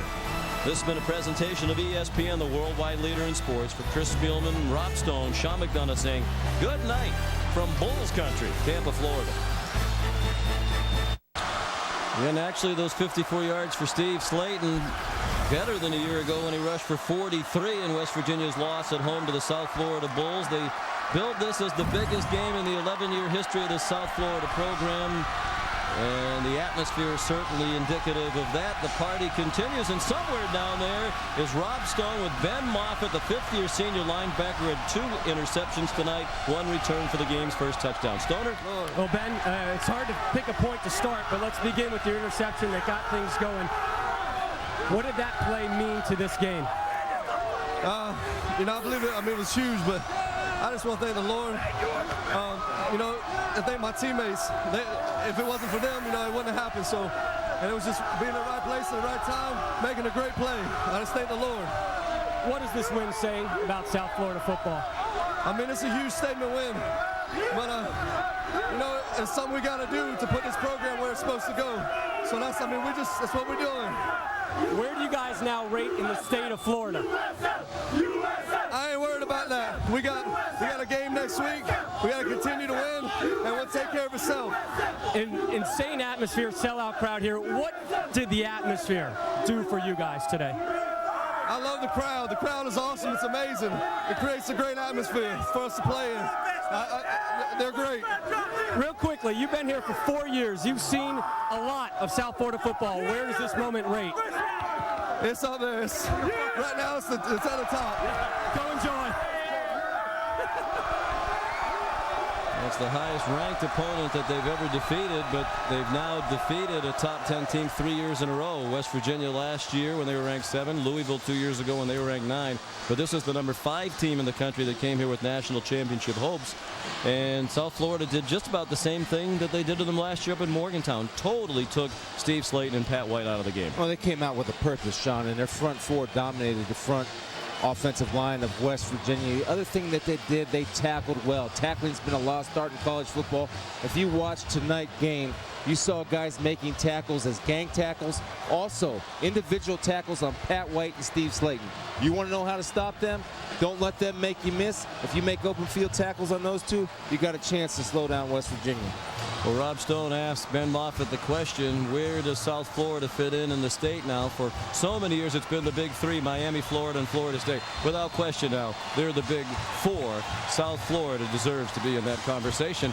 They are emerging now as not only a Big East contender, but with an outside shot perhaps at a national title. As we send you back to Sports Center. Thank you, men. Analysis provided entirely from The Ohio State University. We have Spielman, we have Robert Smith here with us, and I couldn't help but think of that old NFL Films shot of Lawrence Taylor saying, come out and play like a bunch of crazed dogs, and that South Florida defense to me seemed like from the jump They attacked West Virginia. Was that, in your mind, the key to this football game? Yeah, no question about it. And you also had the 12th man advantage. I'll tell you, Raymond James Stadium is no joke. We lost one game in 1998 when I was with the Vikings, and it was to Tampa down there in Raymond James Stadium. You got to remember, these fans were pumped up. They were talking about this all week long, very excited going into this game. But you saw so many mistakes offensively from West Virginia early. You saw the miscues, the interception, the fumbles, the bad snaps. But you can't take anything away from South Florida because, like you said, they came out, they were fired up, they were ready for this game, they were attacking the entire game. You look at the numbers from Slayton, it's remarkable. Last year was held under 50 yards. In this game, he gets 54, but you're talking about 6 turnovers. And this is a team that a lot of people, and I put myself in that camp, I felt like West Virginia ought to have been included in that elite group. But they clearly, in this game, did not perform at a level that a national championship type program ought to. Why not? Yeah, well, I think that you hit it right on the head there. They are talented enough to be there, but why didn't they perform? I think it was the miscues. They weren't ready mentally for this game. That's the way it looked like to me. Those players, I don't want to say that those guys were scared, but they certainly weren't ready for the type of game that they were going to be facing against South Florida. And I'll tell you, you could see it early and throughout the game from this South Florida defense. I mean, they were attacking. They were as pumped up at the end of the game as they were at the beginning game. Great game for Ben Moffitt. Really did a great job for them. But this West Virginia offense, those players making mistakes like that, you have to weather the storm. When you're on the road in a game like that early, the crowd's so rowdy and everybody's just so pumped up. You can't make those kind of mistakes early in the ball game because it's not like South Florida did anything extremely great offensively. Nope. It's not like they lit the world on fire offensively. Nope. The West Virginia defense played pretty well in this game. You know, Jim Leavitt's an easy guy to enjoy. He's their head coach at South Florida. You're going to learn his name. He is wild on the sidelines. And there was a time before where it was almost kind of like a novelty. Oh, he's kind of fun down there at South Florida, that nice little program. Well, you go on the road and you win at Auburn. Now you beat West Virginia at home, and all of a sudden you might be the team that's the odds-on to win the Big East. How good can South Florida be? And I'm not talking about 2-3 years. I'm talking about right now. How good could they be? They could be a very good team, but when I look at their schedule, I see the game at Rutgers. And you have to remember, the Rutgers offense, they're not a horizontal running team. They are right down the hill, and that's where West Virginia had the limited success that they had running the football today, where it was quick-hitting, downhill plays. Running sideline to sideline against this South Florida defense wasn't working for them. But they do get Louisville and Cincinnati at home for South Florida. But I'll tell you, Rutgers, I think, is the team right now, my favorite, to win the Big East. Well, and they'll have West Virginia at home and South Florida at home. So perhaps we've seen Louisville fall, we've seen West Virginia fall. Now it remains to see if Rutgers can hold serve once they get the Big East. Robert, thanks so much. You got it. All right.